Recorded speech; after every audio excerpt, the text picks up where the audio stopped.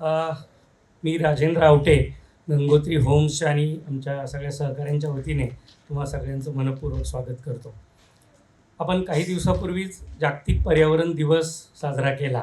आपल्या सगळ्यांना कल्पना आहे की साधारण 1972मध्ये त्या एका आपल्या सगळ्यांना माहीत असलेल्या स्टॉकहोम कॉन्फरन्सच्या निमित्तानं युनेस्कोनं ठरवलं की 5 जून हा पर्यावरण दिवस आपण साजरा करूया.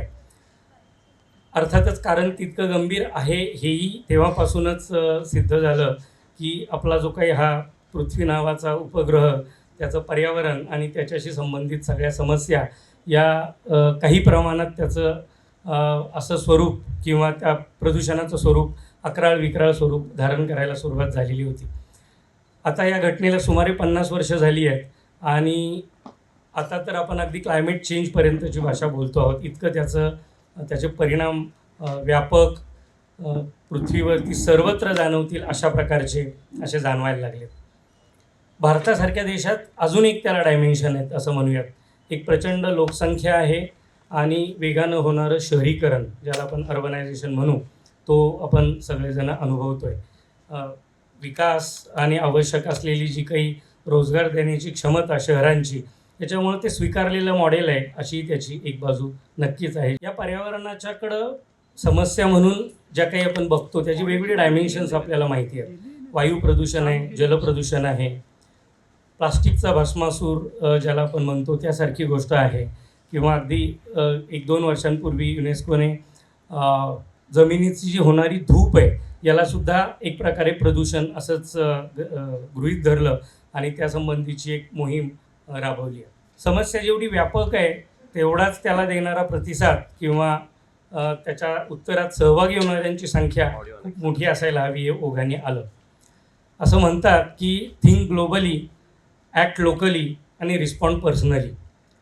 गंगोत्री म्हणून आम्ही एकूण या पर्यावरणाच्या समस्येबाबत या भूमिकेतून गेली 25 वर्ष आमची व्यावसायिक वाटचाल चालू आहे असं मला नमूद करावंसं वाटतं. ते असं की गंगोत्रीची साधारण 25 वर्षांपूर्वी सुरुवात झाली. नावाप्रमाणेच आम्ही पाणी अडवा पाणी जिरवा या क्षेत्रात पहिली 5 वर्ष काम केलं. 1995 ते 2000. 2000 ते 2010 आम्ही बांधकाम व्यवसायात होतो, ज्यात कोअर कॉन्ट्रॅक्टिंग ज्याला म्हणता येईल, इंडस्ट्रियल कन्स्ट्रक्शन, सिव्हिल कन्स्ट्रक्शन्स. आणि 2010 पासून आत्ता ही गेली 15 वर्ष आम्ही रिअल इस्टेटमध्ये एक प्रकारे डेव्हलपर बिल्डर या भूमिकेतून कार्यरत आहोत. या तिन्ही व्यावसायिक सेगमेंटमध्ये म्हणूया आणि कृतीतून आपण काही सहभागी होऊ असं काम लहान मोठं करत आलेलो आहोत. सुरुवातीला म्हटलं तसं पाणी अडवा पाणी जिरवा हा गाव पातळीवर वॉटर मॅनेजमेंटचा एक प्रयत्न होताच, त्यात आम्ही सहभागी होतो. कन्स्ट्रक्शन जेव्हा करत होतो तेव्हा आम्ही आमच्या कॉन्ट्रॅक्टिंगच्या कामामधून हिंजवडीमध्ये एक IT कंपनी आहे ज्यांना उद्युक्त केलं आणि प्लॅटिनम सर्टिफिकेशन त्यावेळेच्या नॉर्म्सप्रमाणे मिळवण्याचा प्रयत्न केला, धडपड केली आमच्या पहिल्या कामांच्या यातून आणि तेही त्यावेळेला आम्हाला मिळालं. 2010 नंतर जेव्हा आम्ही डेव्हलपमेंट किंवा एकूणच डेव्हलपर म्हणून काम करायला लागलो तेव्हा सगळ्या बांधकामांमध्ये हा ॲप्रोच नियोजनाच्या स्टेजपासूनच आम्ही घेत आलेलो आहोत. आत्ता गंगोत्रीची साधारणतः 15 प्रोजेक्ट्स शहरभर चालू असतील आणि यातली सुमारे 12-13 प्रोजेक्ट्स या सगळ्यांना ग्रीन बिल्डिंगचं मानांकन किंवा त्या प्रकारचं सर्टिफिकेशन आम्ही घेतलं आहे आणि कामामध्ये या सगळ्या ग्रीन इनिशिएटिव्हचा समावेश केला आहे. मला सांगायला आनंद होतो विशेष करून की आमचं सुहृद म्हणून एक जो प्रकल्प आहे जो 2 वर्षांपूर्वी पूर्ण झाला, ते रिडेव्हलपमेंट या सेगमेंटमधलं भारतातलं पहिला प्रोजेक्ट आहे की ज्याला IGBCने ग्रीन प्लॅटिनम सर्टिफिकेशन दिलं आणि त्यासंबंधीच्या ज्या सगळ्या गोष्टी त्या आम्ही त्या ह्याच्यामध्ये राबवू शकतो. यात सर्टिफिकेशन किंवा FSI याच्या आर्थिक गणितांच्या पलीकडे एक विचार सतत आमच्या मनात असतो की गंगोत्री एक व्यावसायिक संस्था म्हणून यात काही काम करते, परंतु हा विचार आमच्या ग्राहकांपर्यंत, आमच्या अगदी काम करणाऱ्या टीमपर्यंत कसा पोहोचला जाईल आणि याला काही कृतीरूप गोष्ट आपण जोडू शकतो का. कारण मगाशी मी अगदी सुरुवातीला उल्लेख केला तसा समस्या खूप मोठी आहे, जागतिक पातळीवरची आहे, परंतु आपण आपला प्रयत्न छोटा त्यातला वाटा असू शकतो ज्याच्याने एक प्रकारचा कॉन्शियस आपल्यामध्ये येऊ शकतो आणि प्रयत्नांना एक दिशा येऊ शकते.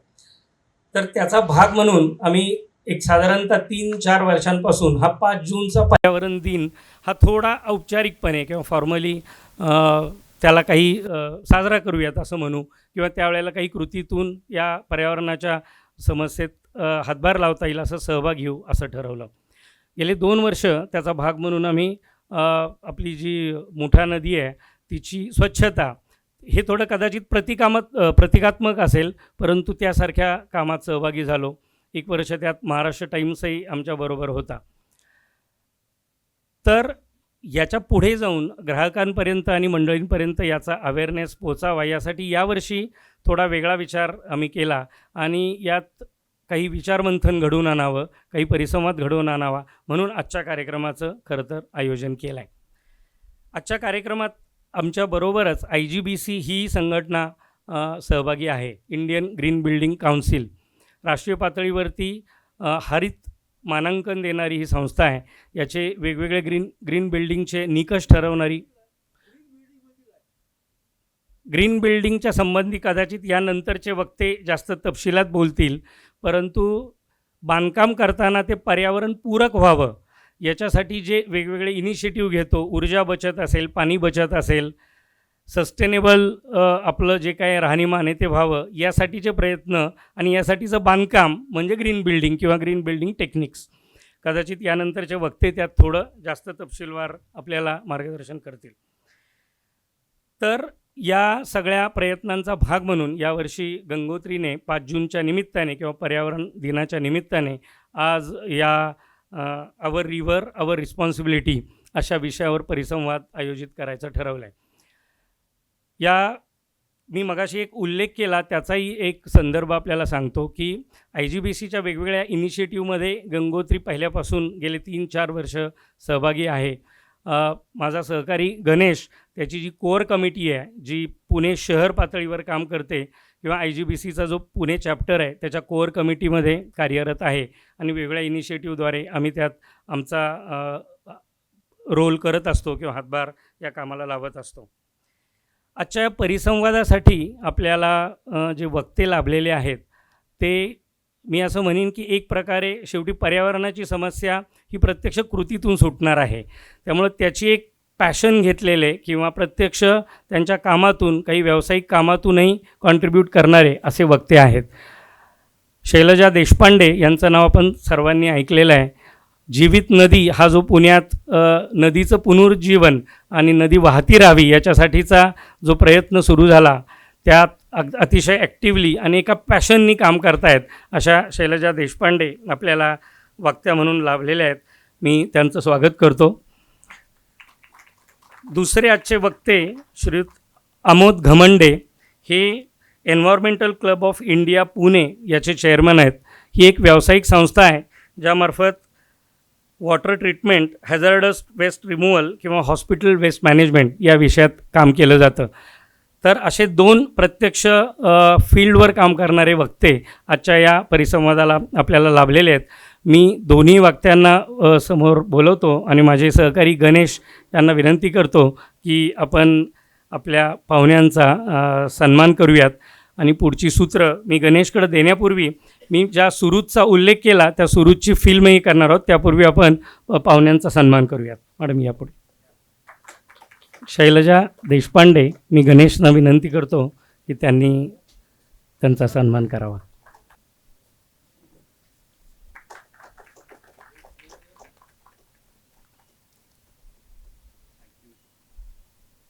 मकरंदला मी विनंती करतो की आमोद घमंडे सरांचा त्यांनी सन्मान करावा.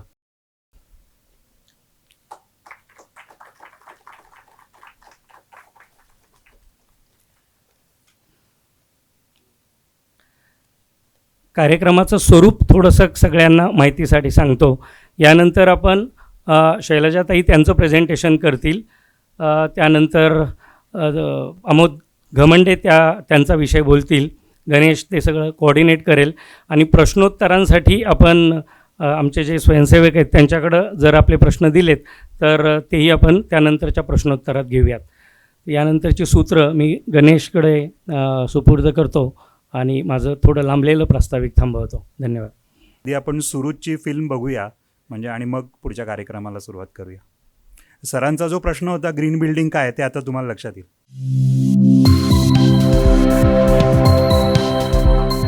Gangotri Homes and Holidays presents Surad.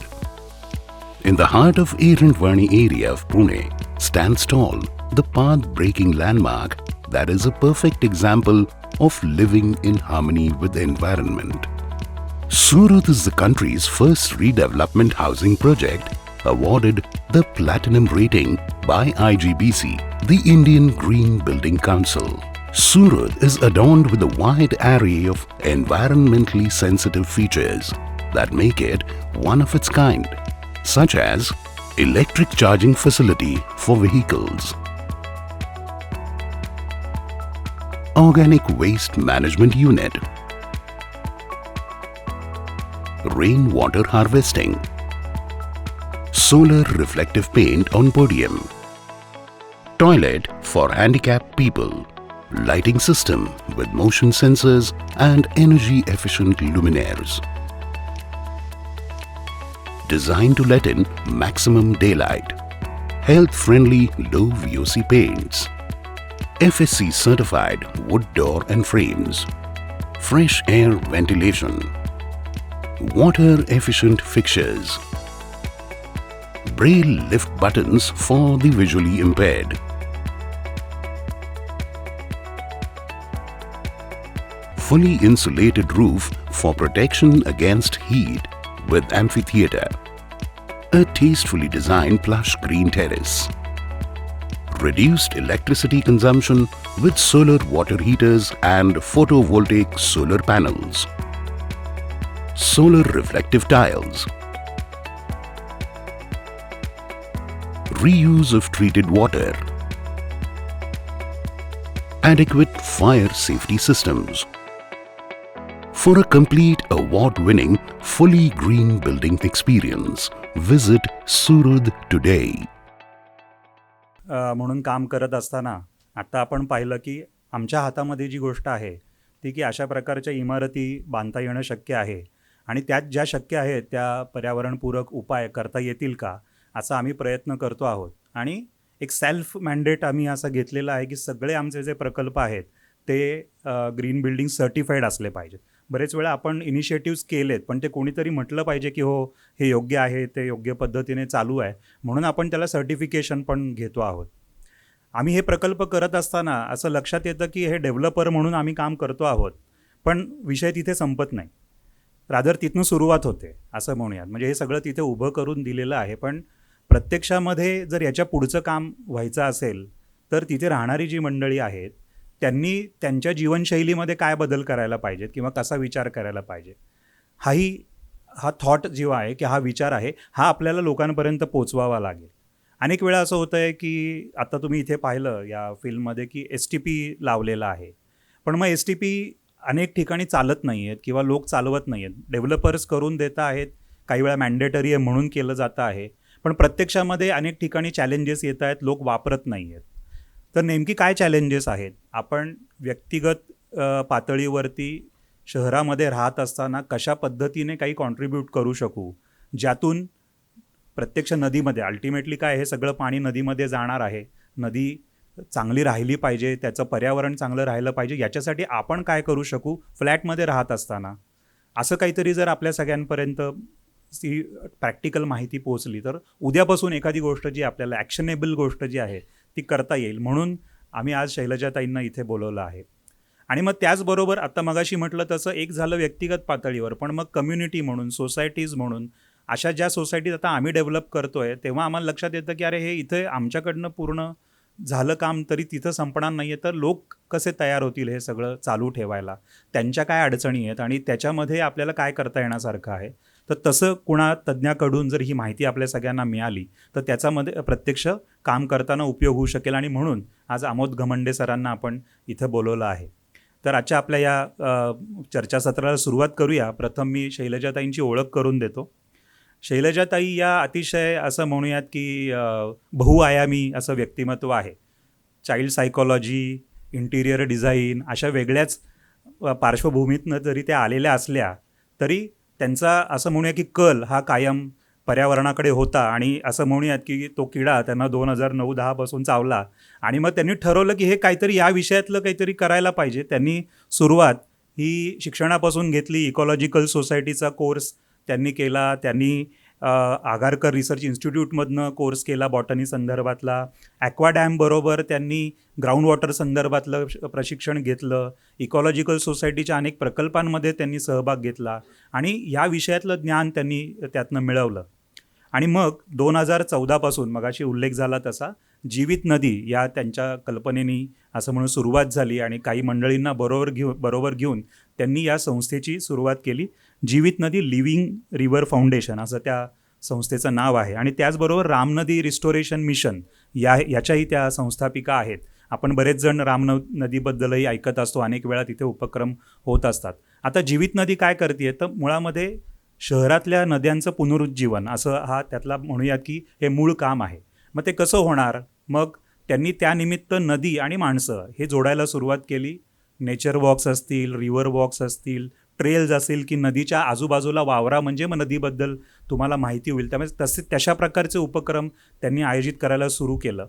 अवेअरनेसचा मोठा याच्यामध्ये भाग असल्यामुळे या विषयातले जे सगळे स्टेक होल्डर्स आहेत म्हणजे काय, नदी स्वच्छ करणारा, नदी दूषित करणारा, म्हणजे माहिती असतं असं नाही आहे पण अनावधानाने आपल्या सगळ्यांकडनंच हे होत असतं. तर असे सगळे जे स्टेक होल्डर्स आहेत त्या सगळ्यांना बरोबर घेऊन त्यांच्याशी संवाद साधून हे कसं करता येईल हा जीवित नदीचा प्रयत्न असतो. मुद्दाम नदी हा विषय घेऊन अनेक प्रकारचे कार्यक्रम ते अरेंज करत असतात आणि मग तो अवेअरनेस तयार करत असतात.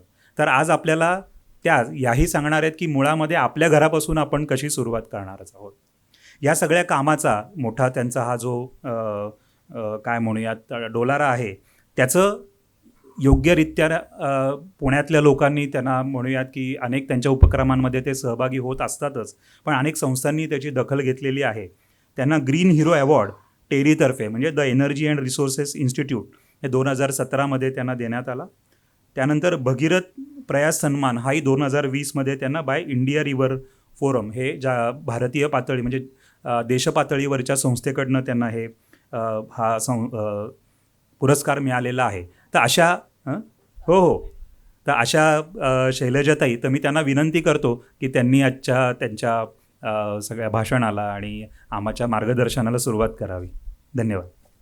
नमस्कार. सगळे मराठी आहेत त्यामुळे माझं काम आणिक सोपं झालं आहे. धन्यवाद गणेश सर आणि आपण पण राजेशजी. तुम्ही बरीच चांगली कल्पना करून दिली आणि एक सेटिंग अप द टोन आपण जे म्हणतो ते अगदी व्यवस्थित झालं आहे की आपल्याला जीवित नदीनी सुरुवात जी केली ती लोकसहभागातून नदी पुनरुज्जीवन ह्याच उपक्रमाद्वारे आणि त्याच्यामध्ये हाच महत्त्वाचा भाग राहिलेला आहे की लोकांना नदीपाशी कसं जोडता येईल किंवा लोकांना कनेक्ट नदीजवळ कसं करता येईल. तर आज तुमचा विषय तर खूप चांगला आहे त्यामुळे मी पहिल्यांदा आधी ह्या पर्यावरण वर्षाची थीम काय आहे त्याला आधी पटकन जाणून घेऊया आपण की importance of restoring the land म्हणजे ज्या लँड्स डिग्रेडेड होत आहेत. आता ह्याच्यामध्ये पुन्हा मला करेक्ट करायला आवडेल, निसर्गामध्ये कुठलीही लँड डिग्रेडेड नसते. मानवाच्या काहीतरी तो जो काही आघात करतो त्याच्यामुळे ती लँड डिग्रेड होते. त्याला रिस्टोर करणं ही ह्या वर्षीची थीम आहे. कॉम्बॅटिंग डेझर्टिफिकेशन जे आता क्लायमेट चेंजचे इम्पॅक्ट आणि तुम्ही म्हणालात क्लायमेट चेंज आता घरामध्ये घुसला आहे आणि तो प्रत्येकाला त्रास देतो आहे. पर्यावरण बदल आता आपण थांबवू शकत नाही आहे. त्यामुळे डेझर्टिफिकेशन म्हणजे पुण्यासारख्या ठिकाणी की जिथे प्रचंड प्रमाणात पाणी असतं आणि दरवर्षी आपल्याला पहिले पावसाळ्याचे जुलै ऑगस्ट झाले की पेपरमध्ये प्रत्येकजण उत्सुकतेने बघत असतो की धरणं किती भरली, चला या वर्षाची काळजी मिटली. हे जे फिलिंग आहे हे सुद्धा आता आपल्याला विसरायला पाहिजे आहे. ही फॅक्ट किंवा ही जी आहे की डेझर्टिफिकेशन म्हणजे दुष्काळ जर आला तर सातत्याने 2 ते 3 वर्ष पण असू शकतो. पूर आला तर सातत्याने पुण्यासारख्या ठिकाणी 2 ते 3 वर्ष पूरही येऊ शकतात आणि त्याला तोंड देणं एन्हान्सिंग रेझिलियन्स. कारण थांबवू शकत नाही आहे पण आपल्याला त्याची तीव्रता कशी कमी करता येईल ह्याचाच विचार करता येईल. सो ह्या बाबतीमध्ये आता आम्ही नदीवर काम करतो त्यामुळे मी अर्थातच नदीचं उदाहरण तुम्हाला घेतलं की याच्या बाबतीत आपल्याला काय करता येईल ॲज अ कम्युनिटी. तर रिस्टोरिंग रायपेरियन झोन, आधी आपल्याला रायपेरियन झोन म्हणजे काय आहेत हेच माहिती नसतं. तर रायपेरियन झोन्स म्हणजे नदी काठचा एक नैसर्गिक तिचा काठ असतो, जी तिची हक्काची जागा असते. आणि त्यामध्ये काय असतं तर त्यामध्ये काही ठिकाणी ती ग्राउंड वॉटरला म्हणजे भूजलाला पुनर्भरण करत असते, काही ठिकाणी भूजल नदीमध्ये येत असतं. नैसर्गिक हिरवा पट्टा जी झाडी आणि झाडोरा, ह्याच्यामध्ये प्लांटेशनच्या ऐवजी मी झाडोरा म्हणते आहे, कारण झाडं, वेली, झुडपं आणि गवतं हे सगळा त्या नदीच्या नैसर्गिक पट्ट्याचा भाग असतात. तर त्यामुळे तो एक पार्ट असतो. आणि दुसरं म्हणजे आपल्या देशातल्या ज्या सह्याद्रीमध्ये किंवा सातपुड्यामधून वाहणाऱ्या नद्या आहेत ह्या सगळ्या पावसाळ्यामध्येच प्रवाही दिसतात, नंतर त्या कोरड्या पडतात. ज्या काही त्या जिवंत असतात त्या केवळ बेस फ्लोज म्हणजे जे भूगर्भातलं पाणी त्यांना मिळणारं आहे त्याच्यावर जिवंत असतात. आणि त्याच्यामध्ये काही पाणथळ जागा निर्माण होतात, काही डोह असतात, काही छोटी पाणथळ जागा असतात. ह्या जागांचं महत्त्व नद्यांना जिवंत ठेवण्यासाठी खूप आवश्यक असतं. सो हा सगळा जर रायपेरियन झोनचा मी विचार केला तर आपल्याकडे PMCच्या रेकॉर्डप्रमाणे 44 किलोमीटर हा पुण्यामधल्या नद्यांचा किनारा आहे. एक किनारा आणि दुसरा किनारा म्हटलं तर आपल्याकडे 88 किलोमीटर नदीचे पट्टे आहेत असं आपण समजून चालूया. त्यातले 30% जागा मी सोडून दिली की कुठे स्मशानघाट आहेत, कुठे आणि काही STP प्लांट्स उभे केलेले आहेत पालिकेने किंवा आणि काही गोष्टी आहेत, ह्याच्यामध्ये मी अतिक्रमण धरलेलं नाही आहे. तर हे जर धरलं तर 62 किलोमीटरचा जर आपल्याकडे पट्टा असेल तर त्याच्यामध्ये जर 200 मीटरचा पट्टा रुंदीचा आपण रायपेरियन झोन किंवा नदीचा नैसर्गिक काठ म्हणून डेव्हलप केला तर आपल्याकडे 1,24,00,000 स्क्वेअर मीटर्स रिस्टोरेशनचे ऑफ लँड इज अवेलेबल. हा एवढा आवाका आहे. म्हणजे हे याच्यामध्ये पुण्याचे हीट आयलंड इफेक्ट, रेझिलियन्स हे सगळे जे आहेत याच्यामध्ये पोल्युशनचं ज्याच्यावर मी आत्ता फोकस करणार आहे तो एक असेल भाग. पण नदीची वहनक्षमता वाढणं, स्पॉन्ज इफेक्ट होणं, टेम्परेचर मेंटेन करणं. नदी हा नैसर्गिक विंड चॅनल असतो. तुम्ही पुलावर कुठल्याही उभा राहिलात तर तुम्हाला वारा कितीही उन्हाळ्यामध्ये तुम्हाला असतो because it's a natural wind channel. ह्या सगळ्या गोष्टी तुम्हाला will give you a road map towards the resilience of the climate change. आता मी मुख्य आपल्या विषयाकडे येते की आपलं हे वाक्य गेल्या 10 वर्षाच्या अनुभवाने मी म्हणते आहे. आपण नदीबरोबर जो व्यवहार करतो ते प्रतिबिंब आपल्या नद्यांमध्ये दिसतं. हा मुठेचा पोट आहे. ऑन इंटरनेट तुम्ही सर्च केलं तर कूम ही चेन्नईमधली नदी आहे आणि साबरमती जी साबरमतीचा स्ट्रेच जो रिव्हरफ्रंट डेव्हलपमेंटमध्ये सम्मिलित आहे तो देशातला one of the most polluted stretch आहे. कारण तिथे आर्टिफिशियल बऱ्याच गोष्टी केल्या गेल्या आहेत तिच्या नैसर्गिकपणाला वाव न देता. गंगेचा 600 किलोमीटरचे स्ट्रेच हे इकॉलॉजिकली डेड आहे. म्हणजे नदीला जिवंत परिसंस्था, मी नदीला 3 गोष्टींनी बघते. नदी एक संसाधन, नदी एक स्रोत आणि नदी एक जिवंत परिसंस्था. ह्या तिन्ही गोष्टींप्रमाणे जर आपण त्या नदीकडे बघितलं तर मग आपला आउटलुक बदलतो. फक्त मला धरणातलं पाणी मिळालं म्हणजे माझं काम भागलं आणि त्यानंतर मग नदी मेली का जगली का याच्याशी माझा संबंध नाही, हे कुठेतरी आता आपल्याला बाजूला टाकायला पाहिजे. आणि MPCB किंवा महाराष्ट्र पोल्युशन कंट्रोल बोर्डच्या प्रमाणे अर्थातच मुळा, मुठा, पवना या सगळ्याच one of the most polluted reverse. आणि मी म्हटलं तसं आपलं आरोग्य आणि नदीचं आरोग्य खूप एकमेकाशी जोडलेलं आहे. कित्येक वर्षापूर्वी पुणं हे पेन्शनर सिटी होतं. मग ते इंडस्ट्रीयल टाऊन झालं, बजाज टेल्कोसारख्या कंपन्या आल्या म्हणून. मग ते IT पार्कसाठी झालं. आता हॉस्पिटल टाऊन झालेलं आहे, चेन ऑफ हॉस्पिटल्स. कुठेतरी आपला पाण्याशी संबंध आहे इथे, आपल्या आरोग्याशी आहे आणि तो कसा आहे आता आपण बघूया. आता हे पूर्ण ओव्हरऑल जर महाराष्ट्राचं बघितलं तर महाराष्ट्राला आपण अतिशय अभिमानाने म्हणतो की सगळ्यात प्रोग्रेसिव्ह स्टेट आहे आणि सगळ्यात प्रदूषित नद्या महाराष्ट्रात आहेत. 55 स्ट्रेचेस. ही खूप खेदजनक गोष्ट आहे. आणि त्याच्यामध्ये जो मी राऊंड केला आहे त्यामध्ये MLD कपॅसिटी किती जनरेट होते हे 2015चे आकडे आहेत. खरं म्हणजे मी आत्ताचे 22चे आकडे CPCBवरून मी काढले नाहीत, पण सगळं 60% हे रॉ आणि अनट्रीटेड सुएज आहे. ह्याचा अर्थच एक आहे की रॉ आणि अनट्रीटेड सुएज म्हणजे डोमेस्टिक सुएज. दिस नथिंग. याचाच अर्थ माझ्या 4 भिंतीमधून मी नदी घाण करत आहे. हे आपल्याला ही फॅक्ट कबूलच करायला लागेल. आणि म्हणून जर आपण म्हटलं की नदी पोल्युटर आहे तर मी आज इंडस्ट्रीबद्दल अर्थातच बोलणार नाही आहे.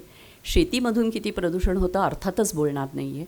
आपल्या घरातून आणि आपल्या जबाबदारीबद्दल काय होतं आहे त्याबद्दलच बोलणार आहे. आणि त्याच्यामध्ये थोडंसं घनकचऱ्याचा भाग येतोच, कारण पहिला फोटोज मी घनकचऱ्याचा दाखवला. सो आपण मुळापासूनच म्हणजे जिथे नदी उगम पावते, आपल्याला नदीचा उगम कुठं आहे ते पण माहिती नाही. आपल्या शहरामध्ये नद्या किती आहेत ते आपल्याला माहिती नाही. कुठल्या नदीवर कुठलं धरण आहे आणि कुठल्या नदीमधून आपल्याला पाणी पुरवठा होतो काही लोकांना माहिती असेल. मी जेव्हा सुरुवात केली तेव्हा मला माहिती नव्हतं. 10 वर्षापूर्वी मला मुळा कुठली आणि मुठा कुठली हे माहिती नव्हतं. मग ही मुळा मुठा का ती मुळा, कारण मी पुण्याची नाही आहे, नव्हतं माहिती. हे मी कबूल करते, पण ती माहिती करणं हे आपल्याला हे करू शकतो आपण, आणि ते मी कबूलही करते. सो हे नदी जर प्रवाही, नदीला तुम्ही जर कुठल्याही छोट्या गावांमध्ये गेलात ना, नाशिकला गेलात तर गोदावरीला गंगा म्हणता, वाईला गेलात तर कृष्णेला गंगा म्हणतात. गम गच्छती, जे प्रवाही स्वच्छ नैसर्गिक पाणी आहे, जी नाद करते ती नदी, ती आपण 100% डॅम केलेली आहे. भीमा, अप्पर भीमा बेसिन हे भारतातलं सगळ्यात डॅम बेसिन आहे. म्हणजे आपण 100% पाणी पहिलं प्रवाह अडवलं आहे. तिथेच आपण पोल्युशनला सुरुवात केली आहे. नदीला प्रवाहीच ठेवली नाही आहे. मग रॉ सुएज तर आहेच, जे शहरातून वेगवेगळ्या पद्धतीने येतं, त्याच्याबद्दल तुम्ही बोललायत, सगळ्यांनाच माहिती आहे, त्याबद्दल विशेष काही सांगायची आवश्यकता नाही आहे. जायकासारखं प्रोजेक्ट जे सगळ्यात महत्त्वाचं होतं ते अजून 8 वर्ष झालं होऊ शकलं नाही आहे. कुणाचा दोष काय आहे, त्याच्यामध्ये काय आहे, ह्याच्यामध्ये मला जायचं नाही आहे. परिणाम नदीवर होतो आहे. जायका हे Japan international commission council authority, Japan इंटरनॅशनलनी 1000 कोटी हे कर्ज अतिशय कमी टक्क्यांनी सेंट्रलला दिलं. सेंट्रलवरून ते पुण्याला पास झालं की त्याच्यामध्ये नदीच्यावर अजून आत्ता काही 9 आहेत जे फंक्शनिंग नाही आहेत. त्याच्यामध्ये अजून 11 STP बांधकामाचं झालं. ते 2दा पैसे परत गेले, ते परत आले, आणि अजूनही कुठल्याही एकाही STPचं काम चालू झालेलं नाही आहे. कदाचित हा असा एक क्वचित प्रोजेक्ट असेल की ज्याचे फंड झालेले आहेत पण प्रोजेक्ट चालू नाही आहे. त्याचा परिणाम आपल्याला नद्यांवर होतो आहे. मी आत्ता कुणाच्याही दोषाकडे जात नाही आहे. कृपया आपण फॅक्ट्सकडे जास्त लक्ष देऊया. आणि मग रूट कॉज हेच आहे, मूळ कारण, की आपल्याला नद्यांबद्दल माहितीच नाही आहे. आपण नद्यांची माहिती करून घेतली नाही आहे. आणि दुसरं म्हणजे नदीला स्वच्छ ठेवणं ही आपली जबाबदारी आहे. ह्याबद्दल पण आपण पूर्णपणे विसर पडला आहे आपल्याला. त्यामुळे we don't own the responsibility की ही दूषित होती ह्याची मला पण कुठेतरी जाणीव आणि खंत असली पाहिजे. ही जाणीवच आपल्यामध्ये नाही आहे. आणि आपल्याकडे एन्व्हायरमेंटल प्रोटेक्शन एजन्सी हे खूप कमी प्रमाणामध्ये वर्क करतं. MPCB सारखं जे आहे ती रेग्युलेटरी अथॉरिटी आहे, त्याला एन्व्हायरमेंट प्रोटेक्शन एजन्सी मी म्हणणार नाही. त्यांच्यावर भरपूर लोड आहे. ते अस्तित्वातच नाही आहे आपल्याकडे. आज जगभरामध्ये प्रत्येक प्रोजेक्ट, इन्फ्रास्ट्रक्चर, कुठल्याही शहरामधल्या सुविधा निर्माण करण्यासाठी जी इन्फ्रास्ट्रक्चर तयार होतात त्याच्यासाठी पहिला प्रोटोकॉलमध्ये पहिली कंडिशन असते की क्लायमेट चेंज इम्पॅक्ट कन्सिडर केला आहे का त्या प्रोजेक्टला. तरच त्याला पुढचं गो अहेड मिळतं. आपल्या भारतामध्ये एकही प्रोजेक्टचं एन्व्हायरमेंटल क्लायमेट चेंजच्या हा शब्दच कुठल्याही TORमध्ये टर्म्स ऑफ रेफरन्समध्ये दुर्दैवाने नाही आहे आजही. आणि ग्रीन टेक्नॉलॉजी वेगवेगळ्या की ज्या आपण पाण्याशी एक नैसर्गिक पाण्याशी डील करतो आहे, तर त्या पद्धतीच्या टेक्नॉलॉजीज आपल्याकडे इन्कॉर्पोरेट व्हाव्यात, ज्याच्यावर सर बोलतील नंतर. त्या फारशा प्रमाणात अजून पॉप्युलर नाही आहेत. हे एक. पण ह्या नदीचा फोटो काही लोकांनी व्हायरल हे पण बघितलं असेल. ही पण आपल्याच देशातली नदी आहे आणि एशियामधली सगळ्यात क्लीनेस्ट रिव्हर आहे. म्हणजे केवढा विरोधाभास आहे की सुसंस्कृत शहरामध्ये one of the most polluted river is in our city, आणि आपल्याच एशिया खंडातली one of the cleanest river ही मेघालयामध्ये आहे. त्याचाच अर्थ असा की आपण नदीकडे कसं बघतो हे आपलं प्रतिबिंब आहे. आता मी येणार आहे की कसं आपण प्रदूषित करतो सोर्स रिजनपासून. हे फिल्ट्रेशन प्लांट असतं, आपल्याला माहिती आहे. खडकवासल्यानंतर कुठेतरी ते वॉटर ट्रीटमेंट प्लांटमध्ये जातं. वॉटर ट्रीटमेंट प्लांटमध्ये ह्या 3 गोष्टी वापरल्या जातात. किती प्रमाण वगैरे ते इंजिनियर त्यांची कॅल्क्युलेशन्स काय आहेत त्याच्यामध्ये मी पडत नाही. पण त्याच्यामध्ये लाईम, ॲलम आणि क्लोरीन हे असतं. लाईम जेव्हा आपल्या 1 ग्लास पाण्यासाठी काढलं जातं तेव्हा मायनिंग पोल्युशन झालं. तुरटीसुद्धा खाणीतून काढली जाते. आपण म्हणतो खाणीमध्ये पोल्युशन होतं हे सगळ्यांना माहिती आहे, पण आपल्या एका ग्लासासाठी आपण किती प्रदूषण करतो आहे याचा पण आपण विचार केला पाहिजे. आणि क्लोरीन तर सगळ्यात डेंजरस आहे. ह्याच्यावर भरपूर रिसर्च नॅशनल हेल्थ अकॅडमीकडून म्हणजे इंटरनॅशनली झालेला आहे, वर्ल्ड हेल्थ ऑर्गनायझेशनकडून झालेला आहे. त्याच्यामधून जे फॅक्टर्स रिलीज होतात, ट्रायहॅलोमिथेन्स, दे आर डायरेक्टली इम्पॅक्टिंग, कार्सिनोजेनिक आहेत. वाढतं कॅन्सर्सचं प्रमाण जगभरामध्ये आहे. कदाचित क्लोरीन हे कारण त्याचं असू शकतं. आणि ते आपल्याला पोल्यूट करतातच आहेत वॉटर बॉडीला. क्लोरीन आणि पाणी म्हणजे नदी, जिवंत परिसंस्थेमध्ये जर क्लोरिनेटेड वॉटर गेलं तर it is directly impacting the aquatic fauna of the river. पर्यावरणामध्ये क्लोरीन अतिशय घातक आहे. म्हणून मी आता 1 कप चहाचं प्रदूषण की आपण आपल्याकडून न जाणता, न माहिती होता आपण किती प्रदूषण करतो, तर त्याचं साधं मी दिलं. टी प्लांटेशनमध्ये केमिकल सबस्टन्सेस काय काय असतात चहामध्ये, तर हे असतात, पॉलिफिनॉल्स असतात, टॅनिन, कॅफिन हे सगळे असतात. पण त्याच्यावर ते टी प्लांटेशनमधून त्याचा चहा तयार करून आपल्यापर्यंत पोचायला जे पेस्टिसाइड्स, विडीसाइड्स जे मारले जातात त्याचा नंबर बघा, 10-3-3, 16 प्रकार. साखरेसाठी, साखर आपल्याला सगळ्यांना माहिती आहे शुगर केन पोल्यूट करतं, पोल्युशन होतं. पण 1 किलो जर मी घरात साखर बाजारातून आणली तर मी 16 लिटरचं पाणी पोल्यूट करते आहे.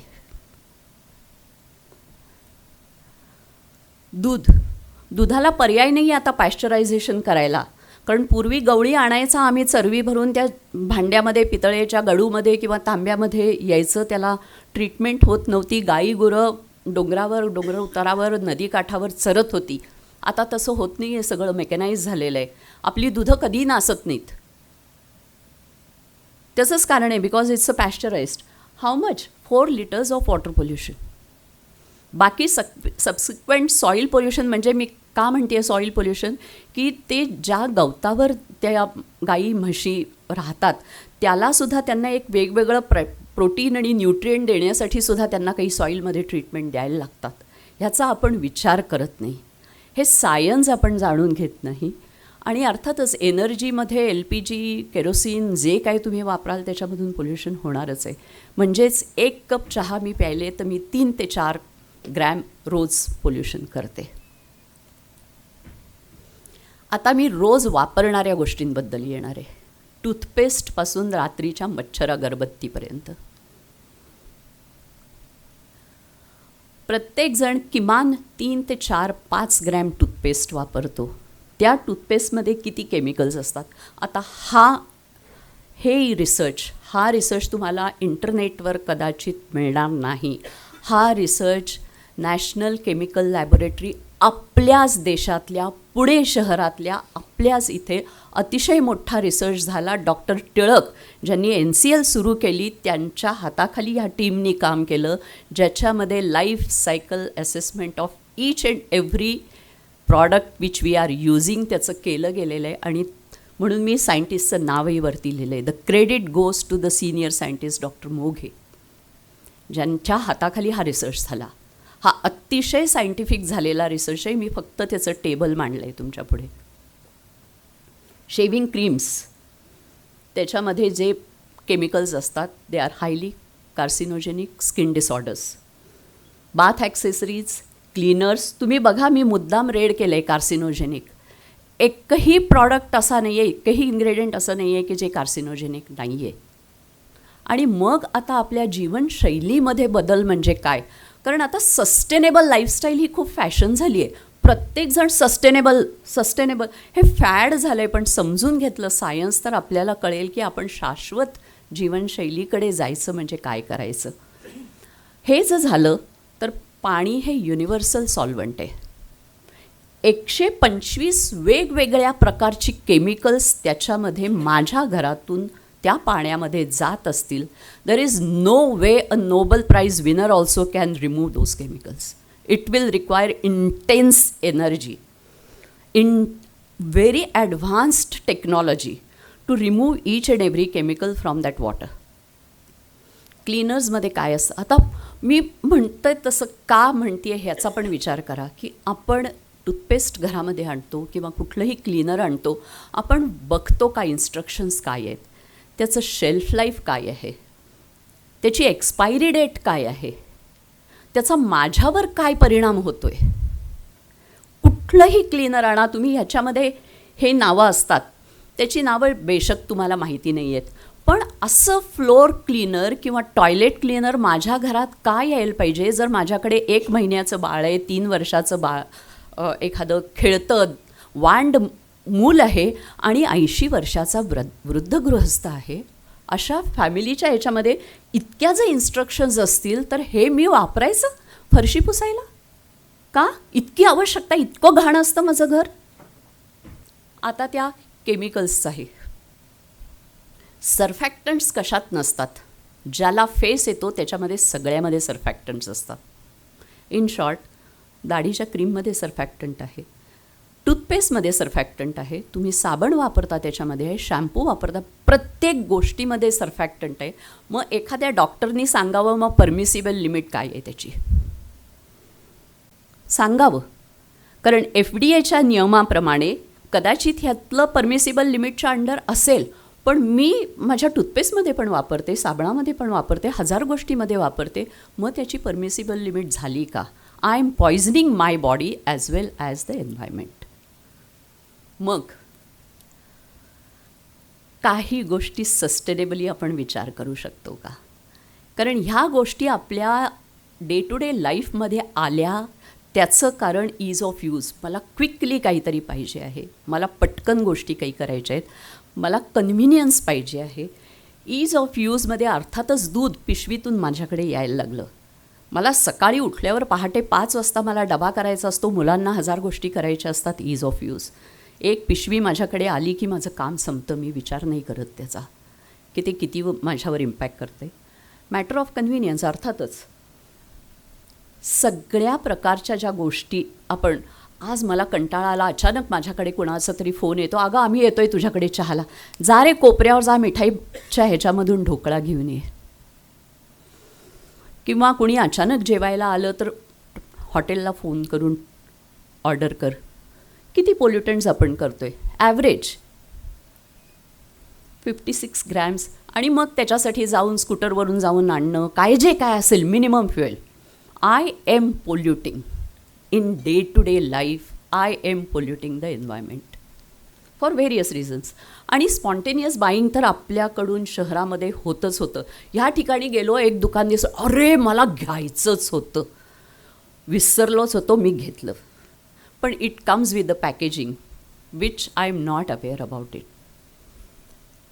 आता ह्याच्यामध्ये काय होतं आहे, ह्या सगळ्या याच्यामुळे स्त्री किमान 12 प्रकारची वेगवेगळी प्रॉडक्ट्स वापरते, पुरुष 5 प्रकारचे प्रॉडक्ट्स वापरतो. त्याच्या सगळ्यामध्ये मुलं आणि घरातले वयस्क लोक जे आपण व्होलेटाईल ऑर्गॅनिक कंपाऊंड ज्या गोष्टी आपण वापरतो, मला खूप कधी कुठे गेले आणि एलिव्हेटरमधून जात असले ना तर परफ्यूमचा खूप वास त्या एलिव्हेटरमध्ये फिरत असतो, घुमत असतो अगदी, म्हणजे असा. तर हे तेच it's gets the same way retained in to your houses also. जी प्रॉडक्ट्स आपण केमिकल्स वापरतो ती घरामध्ये राहतात आणि घरामध्ये कोण असतं, तान्ही बाळं आणि वयोवृद्ध व्यक्ती हे 61पेक्षा जास्त इन्ग्रेडियंट्स इनहेल करत असतात. ट्रायक्लोसान हे तुमच्या कुठल्याही प्रॉडक्टमध्ये असायलाच पाहिजे. त्याचं पाण्यातल्या क्लोरीनशी संयोग झालं की क्लोरोफॉर्मच होतं. क्लोरोफॉर्म आपल्याला रोजच्या रोज लागतं का? आणि त्याचे how they are linked to paralysis, separation, immune system, brain haemorrhage, heart problem. These are proved. You can Google it, check any scientific health च्या रिलेटेड जे असतील, कॅन्सर रिलेटेड इन्स्टिट्यूट्स असतील, ह्याच्यावर जरूर चेक करा. सोडियम ऑब्लिक अमोनियम, SLC किंवा SLS म्हणतात याला, हे पण सगळ्यामध्ये असतं आपल्या ह्याच्यामध्ये. कुठल्या प्रॉडक्ट्समध्ये असतं तेही मी लिहिलं आहे. हे it gets retained in to your body. हे शरीरामधून कुठल्याही प्रकारे टाकलं जात नाही बाहेर. नर्वस सिस्टीम, मग आता इन्क्रीजिंग अल्झायमर्स, डिमेन्शियासारखे अर्ली एज, कुठेतरी आपण स्लो पॉयझनिंग करतो आहे, आपल्याला पोल्यूट करतो आहे आणि आपण एन्व्हायरमेंटला पोल्यूट करतो आहे. आणि मी म्हणलं तसं की कुठलीही स्वेज ट्रीटमेंट प्लांट्स हे ट्रीट करू शकत नाहीत. सो ॲव्हरेज पर्सनचं जर काढलं तर 40 ग्रॅम जर म्हटलं की मी वापरते आहे ह्या सगळ्या प्रकारचे प्रॉडक्ट्स, तर मी पुण्याच्या नद्यांमध्ये 2 लाख किलो पोल्युटंट्स रोज टाकते आहे, जे STPs क्लिअर करू शकणार नाहीत. Am I not polluting the river? It's a vicious cycle. ही संपण्यासारखीच नाही आहे, कारण हे एन्व्हायरमेंटमध्ये राहणार आहे, हे कायमस्वरूपी राहणार आहे, हे निघणार नाही आहे.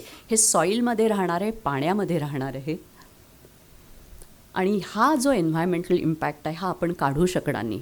त्याच्याऐवजी व्हर्च्युअस सायकलकडे आपण जाऊ शकतो का, की जी आपली हेल्थ आणि एन्व्हायरमेंटची हेल्थ नीट करू शकेल. आणि म्हणून टॉक्सिन फ्री लाईफस्टाईल, ज्याच्याबद्दल जीवित नदी गेले 10 वर्ष लोकांना अवेअर करायचा प्रयत्न करते आहे की तुम्ही स्वतःचं आरोग्यही नीट ठेवा. आपलं आरोग्य चांगलं असेल तर पर्यायाने नदीसुद्धा असायलाच पाहिजे. आपलं आरोग्य नसेल तर नदी चांगली असूच शकत नाही. हे एकमेकाशी अतिशय कनेक्टेड आहे. आणि टाईम टेस्टेड, बायोडिग्रेडेबल आणि नॅचरल प्रॉडक्ट्स जे आपल्या आज्या वापरत होत्या, आपण त्यांना नावं ठेवली. जेव्हा अमेरिकेकडून फॅड आलं यूज अँड थ्रो, तेव्हा आपण त्याचा लगेच ॲक्सेप्ट केला. ती गोष्ट, ज्या गोष्टीला आपल्या घरातल्या मोठ्या लोकांनी विरोध केला, त्या गोष्टीवर परत जायला लागणार आहे. That is the sustainable lifestyle. किती लोकांना माहिती आहे LPG मध्ये काय पोल्युशन असतं? LPG म्हणजे ब्युटेन, हे तर सगळ्यांना माहिती आहे. गॅस लीक होतो तेव्हा वास येतो. तो जो वास येतो, तो वास येण्यासाठी मर्कॅप्टन नावाचं एक केमिकल टाकलेलं असतं. नाव this mercaptan is directly link to nervous systems damages. मग काय करायला पाहिजे? अर्थातच तुम्ही जे ग्रीन होम्स दाखवलेत, वेल व्हेंटिलेटेड किचन असायलाच पाहिजे, एक्झॉस्ट फॅन असायला पाहिजे, काम झाल्यावर सिलेंडरचं ऑन ऑफ व्हायला पाहिजे. गुड नाईटच्या ऐवजी मच्छरदाण्यांवर येऊया. राळ, धूप, भीमसेनी कापूर आयुर्वेदिक शॉपमध्ये मिळतात असे पदार्थ वापरायला सुरुवात करूया. मस्किटो रिपेलंट इसेन्शियल ऑइलप्रमाणे होतात, पण मी आत्ता ते जास्त डिटेलमध्ये बोलत नाही. मी क्वेश्चन आन्सर्समध्ये घेईन. मी फक्त सोल्युशन्स दाखवते की प्रत्येकाला ऑल्टरनेटिव्स आहेत. आपण फक्त ते डोळे उघडून बघत नाही आहे किंवा डोळे उघडून त्याचा विचार करत नाही आहे. आर ओ फिल्टर्स आवश्यकता नसेल तर जरूरच नाही आहे घरामध्ये बसवायची. त्यांनी वेस्ट वॉटर जास्त क्रिएट होतं. साधं कॅन्डल असलेली कार्बन कॅन्डल असणारं वॉटर फिल्टर इज सफिशियंट. आपल्या पुण्याचं पाणी खूप चांगल्यापैकी आहे. आपण बघितलं नाही आहे ब्युरो ऑफ इंडियन स्टँडर्डच्या पॅरामीटर्सप्रमाणे पुण्याच्या पोर्टेबल वॉटरचे किती पॅरामीटर्स आहेत. मला सुपर मार्केटमध्ये जायला वेळ असतो, पण माझ्या घरी येणारं पाणी काय पॅरामीटर्सचं आहे हे आपण पाहत नाही दुर्दैवाने. हे आपण पाहू शकतो आणि त्याच्याप्रमाणे पुणेकरांना खरोखर चांगलं पाणी मिळते, बऱ्यापैकी चांगलं मिळते देशामध्ये. सो त्या पाण्यामध्ये सफिशियंट क्लोरीन आहे. तुम्ही फरशी पुसायला ते क्लोरिनेटेड पाणी वापरलं तर ऑलरेडी जंतुनाशक आहेच त्याच्यामध्ये, दुसरं काही टाकायची जरूरच नाही आहे. स्टेनलेस स्टीलचा वापर जास्त करूया. पितळेची कलई केलेली भांडी, तांब्याची भांडी वापरू नका. फॅड झालेलं आहे हल्ली. तांब्याची भांडी वापरायला हरकत नाही, पण केव्हा आधी पाणी उकळून घ्या, कारण कॉपर हे खूप ॲक्टिव्ह मेटल आहे. Chlorine plus copper mix cuprous chloride हे अतिशय टॉक्सिक सबस्टन्स तयार करतं.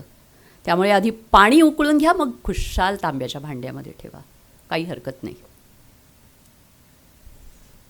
म्हणून मी खाली रेड लाईनमध्ये लिहिलं आहे ते. बाकी उठणं जर दिवाळीमध्ये वापरतो तर वर्षभर का नाही. साबण का पाहिजे आपल्याला. साबण लावल्यावर खरं म्हणजे स्किन ड्राय होते.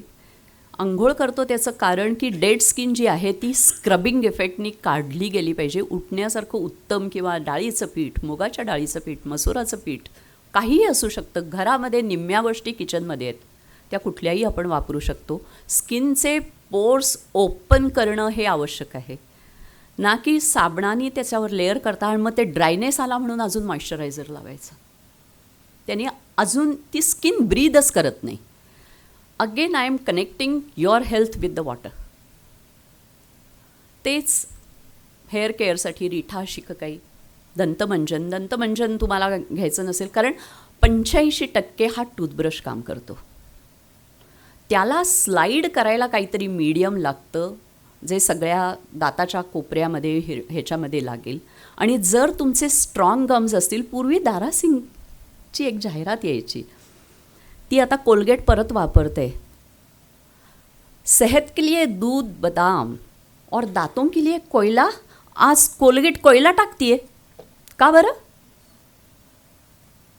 आज कोलगेट नमक टाकतीये का बरं. आपण नाही विचार केला याचा. गम्स स्ट्रेंदन होणं, हिरडा, त्रिफळा चूर्णसुद्धा दंतमंजन म्हणून उपयोग आहे. आवळा, बेहडा, हिरडा, हिरड्याच्या नावामध्येच हिरड्या घट्ट करण्याचा आहे गुणधर्म. सगळ्यात सोपा उपाय all purpose cleaner, vinegar, white vinegar. हे सिंथेटिकली होत असलं तरी तुम्ही टोमॅटोचं केचप केलं की ॲसिटिक ॲसिड तयार होतं. द्राक्षाची वाईन केली तरीसुद्धा ॲसिटिक ॲसिड तयार होतं. हे ॲसिटिक ॲसिड डायल्यूट करून तुम्ही त्याचं व्हाईट व्हिनेगर बनवतात.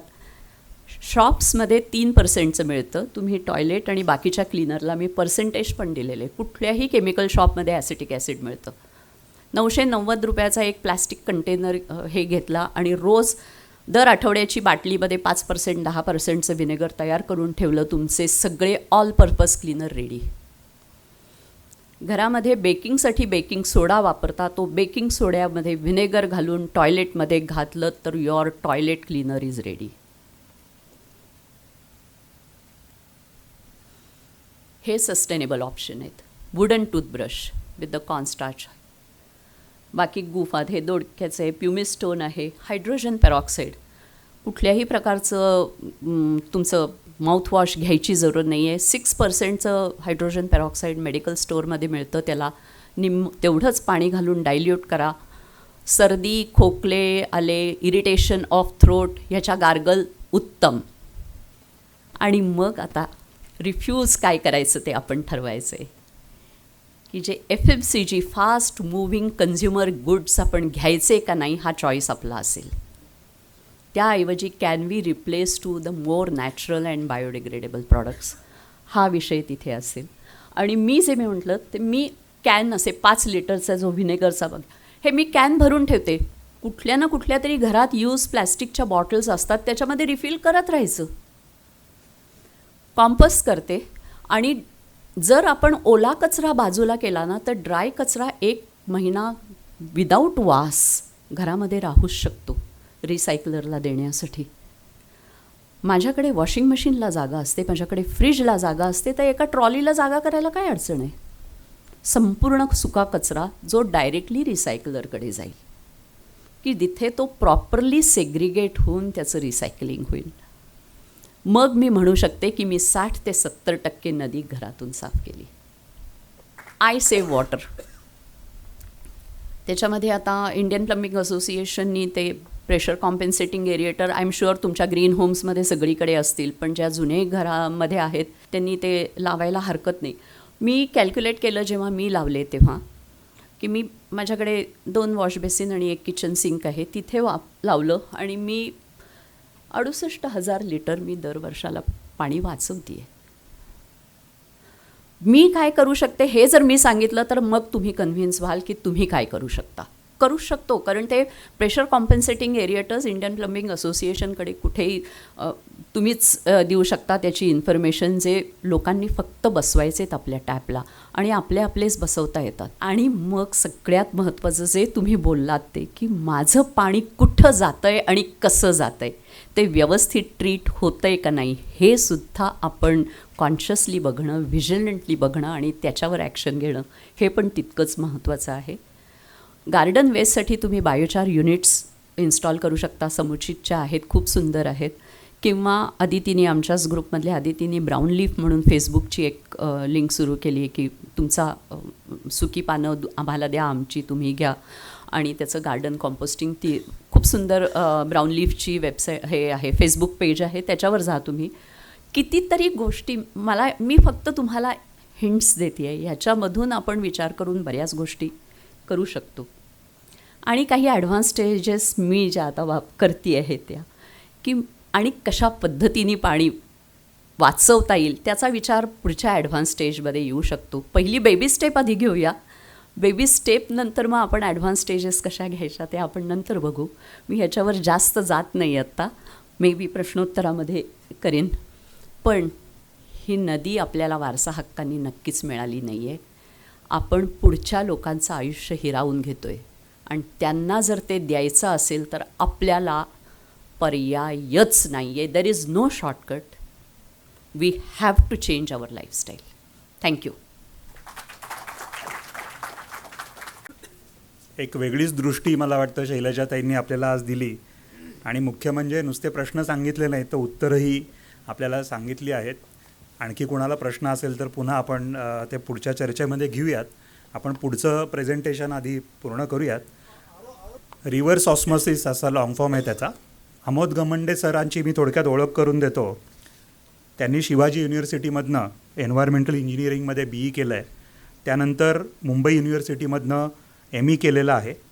त्यानंतर गेली 30 वर्ष ते वेगवेगळ्या प्रकारचे जे ट्रीटमेंट प्लांट्स आहेत त्याचं डिझायनिंग, इंजिनिअरिंग, कमिशनिंग अशा वेगळ्या प्रकारचं काम करता आहेत, ज्याच्यामध्ये एफ्ल्युएंट्स येतात, वेस्ट येतात, सिवेज येतं, अशा सगळ्या प्रकारच्या ज्या पाणी आहे त्या सगळ्या ट्रीटमेंट्समध्ये ते काम करता आहेत. त्यांचा त्याच्यातला अनुभव आहे. वेगवेगळ्या देशांमध्ये त्या संदर्भाने त्यांनी प्रवास केलेला आहे आणि एन्व्हायरमेंट संदर्भातल्या ज्या वेगवेगळ्या प्रकारची प्रदर्शनं असतील, कार्यक्रम असतील, अशा ठिकाणी ते जात असतात. पुण्याच्या एन्व्हायरमेंटल सायन्स हा जो कोर्स आहे MSc त्याच्यामध्ये ते लेक्चरर म्हणून जात असतात. आणि 2000पासून ते डेक्कन एन्व्हायरमेंटल कन्सल्टंट्स या त्यांच्या कंपनीच्या माध्यमातून काम करता आहेत. आणि मगाशी उल्लेख केला तसा STP म्हणजे sewage treatment plants, water treatment plants आणि एफ्ल्युएंट ट्रीटमेंट प्लांट्स हा त्यांचा व्यवसायाचा मुख्य भाग आहे. आणि भारतामध्ये 450 इन्स्टॉलेशन्स त्यांनी वेगवेगळ्या ठिकाणी ही केलेली आहेत. तर आज आपण त्यांना या विषयावरती मार्गदर्शन करायला सांगणार आहोत की जिथे जिथे त्यांनी इन्स्टॉलेशन्स केली आहेत तिथे तिथे प्रत्यक्ष वापरताना काय ॲडव्हान्टेजेस जे चांगले चालू आहेत तिथे दिसत आहेत आणि काय चॅलेंजेस आहेत की ती चांगल्या पद्धतीने वापरली जात नाही आहेत. तर याच्यावरती त्यांनी थोडा उहापोह करावा. नमस्कार, मी अमोद घमंडे. आत्ता आपल्यासमोर जीवित नदीचं अत्यंत सुंदर असं उद्बोधन आपल्याला शैलजाताईंकडनं ऐकायला मिळालं आहे.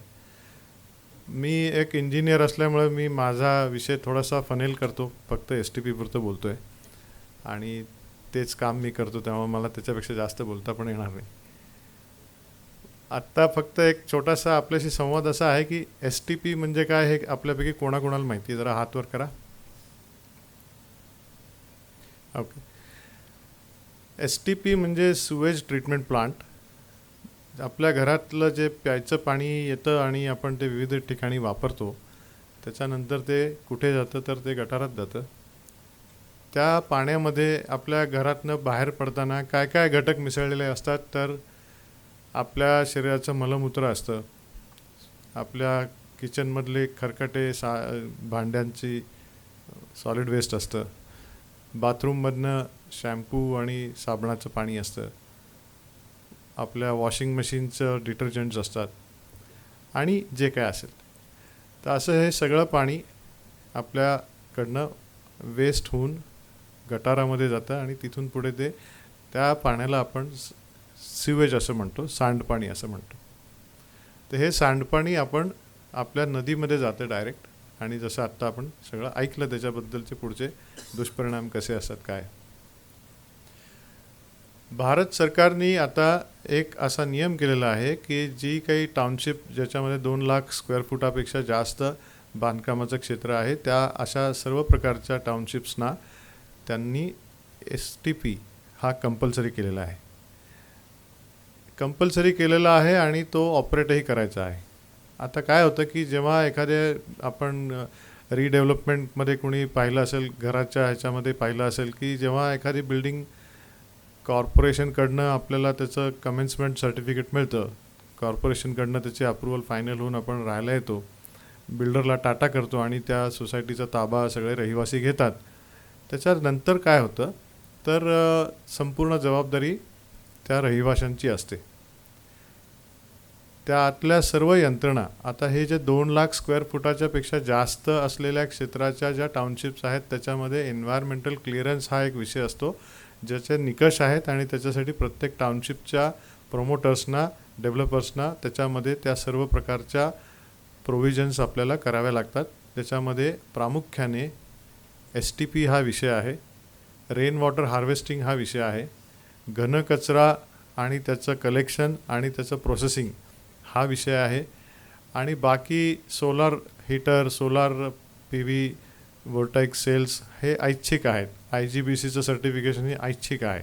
त्याच्यासाठी गव्हर्मेंटनी तुम्हाला काही मॅन्डेटरी केलेलं नाही आहे, हा ऐच्छिक विषय आहे. पण हे जे पूर्वीचे आहेत म्हणतो मी, ते सगळे मॅन्डेटरी विषय आहेत. ह्या सगळ्या विषयांना धरून जेव्हा एखादी टाउनशिपमध्ये आपल्याला या सगळ्या वस्तू लावल्या जातात, त्याच्यानंतर त्या ऑपरेट करणं ही त्या टाउनशिपच्या व्यवस्थापनाची जबाबदारी असते.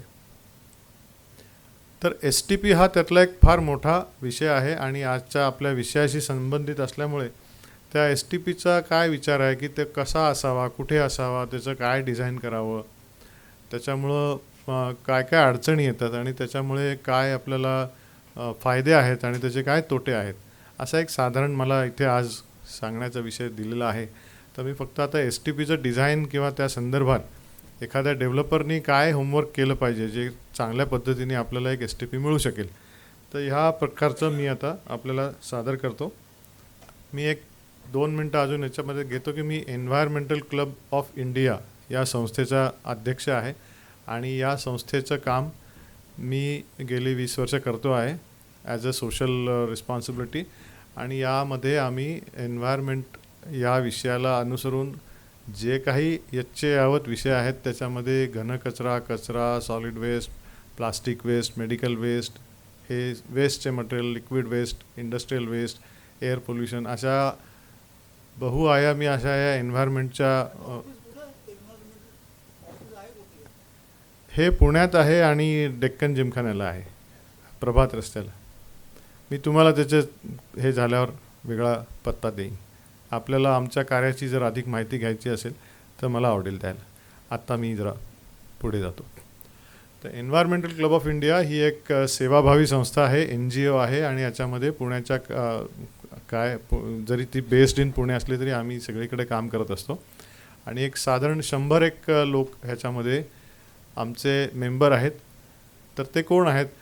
तर एन्व्हायरमेंटलमध्ये काम करणारे, ज्यांचा प्रोफेशन आहे, ज्यांचा व्यवसाय आहे, अशा स्वरूपाची व्यावसायिक मंडळी त्यांच्या ज्ञानाचा समाजासाठी कसा उपयोग करता येईल अशा कामासाठी एकत्र येऊन हा एक बेंच तयार केलेला आहे, एन्व्हायरमेंटल क्लब ऑफ इंडिया. तर ह्या क्लबच्या तर्फे मी आज आपल्याकडे हा विषय आता पुढे नेतो. तर हे बायर्स होमवर्क म्हणून मी दिलं आहे, पण असं कल्पना करा की तुम्ही एखाद्या टाउनशिपमध्ये घर घेणार आहात, एक फ्लॅट बुक करणार आहात, रो हाऊस बुक करणार आहात कदाचित. तर तुम्ही त्या टाउनशिपमध्ये काय काय पाहायला पाहिजे, तर तिथे कशा स्वरूपाच्या व्यवस्था केलेल्या आहेत. तर त्यामुळे की STP जर हा एक विषय तुम्ही विचार केलात, की काय मला त्याच्यामध्ये अभिप्रेत आहे, तो STP कसा असावा, कुठे असावा, तर या संदर्भात आता आपण पटापटापटा ही माहिती घ्यावी. जागा कुठे असावी STPची? जिथे पाणी वाहत जायला पाहिजे, लोवेस्ट पॉईंट, तिथे STPच्या ड्रेनेजच्या द्वारे बाय ग्रॅव्हिटी सगळं पाणी एकत्र वाहत जायला पाहिजे. त्याच्यानंतर suitable for joining surplus overflow to outside disposal points. STPच्या आत येणारं पाणी हे अनट्रीटेड आहे, STPच्या बाहेर जाणारं पाणी हे ट्रीटेड आहे, आणि ते ट्रीटमेंट केल्यानंतर आपल्या सोसायटीच्या बाहेर जाणार आहे. ते नियरेस्ट सीवर लाईन कुठे आहे तिथून ते जवळ असलं पाहिजे. आता आपल्याला STP बघायला कोणाला आवडत नाही, त्यामुळे तो असा कुठेतरी अदृश्य जागी दिसला पाहिजे, जेणेकरून तो आपल्याला तिथे STP आहे पण आणि नाही पण, अशा दोन्ही गोष्टी त्याच्यात अचीव व्हायला पाहिजेत.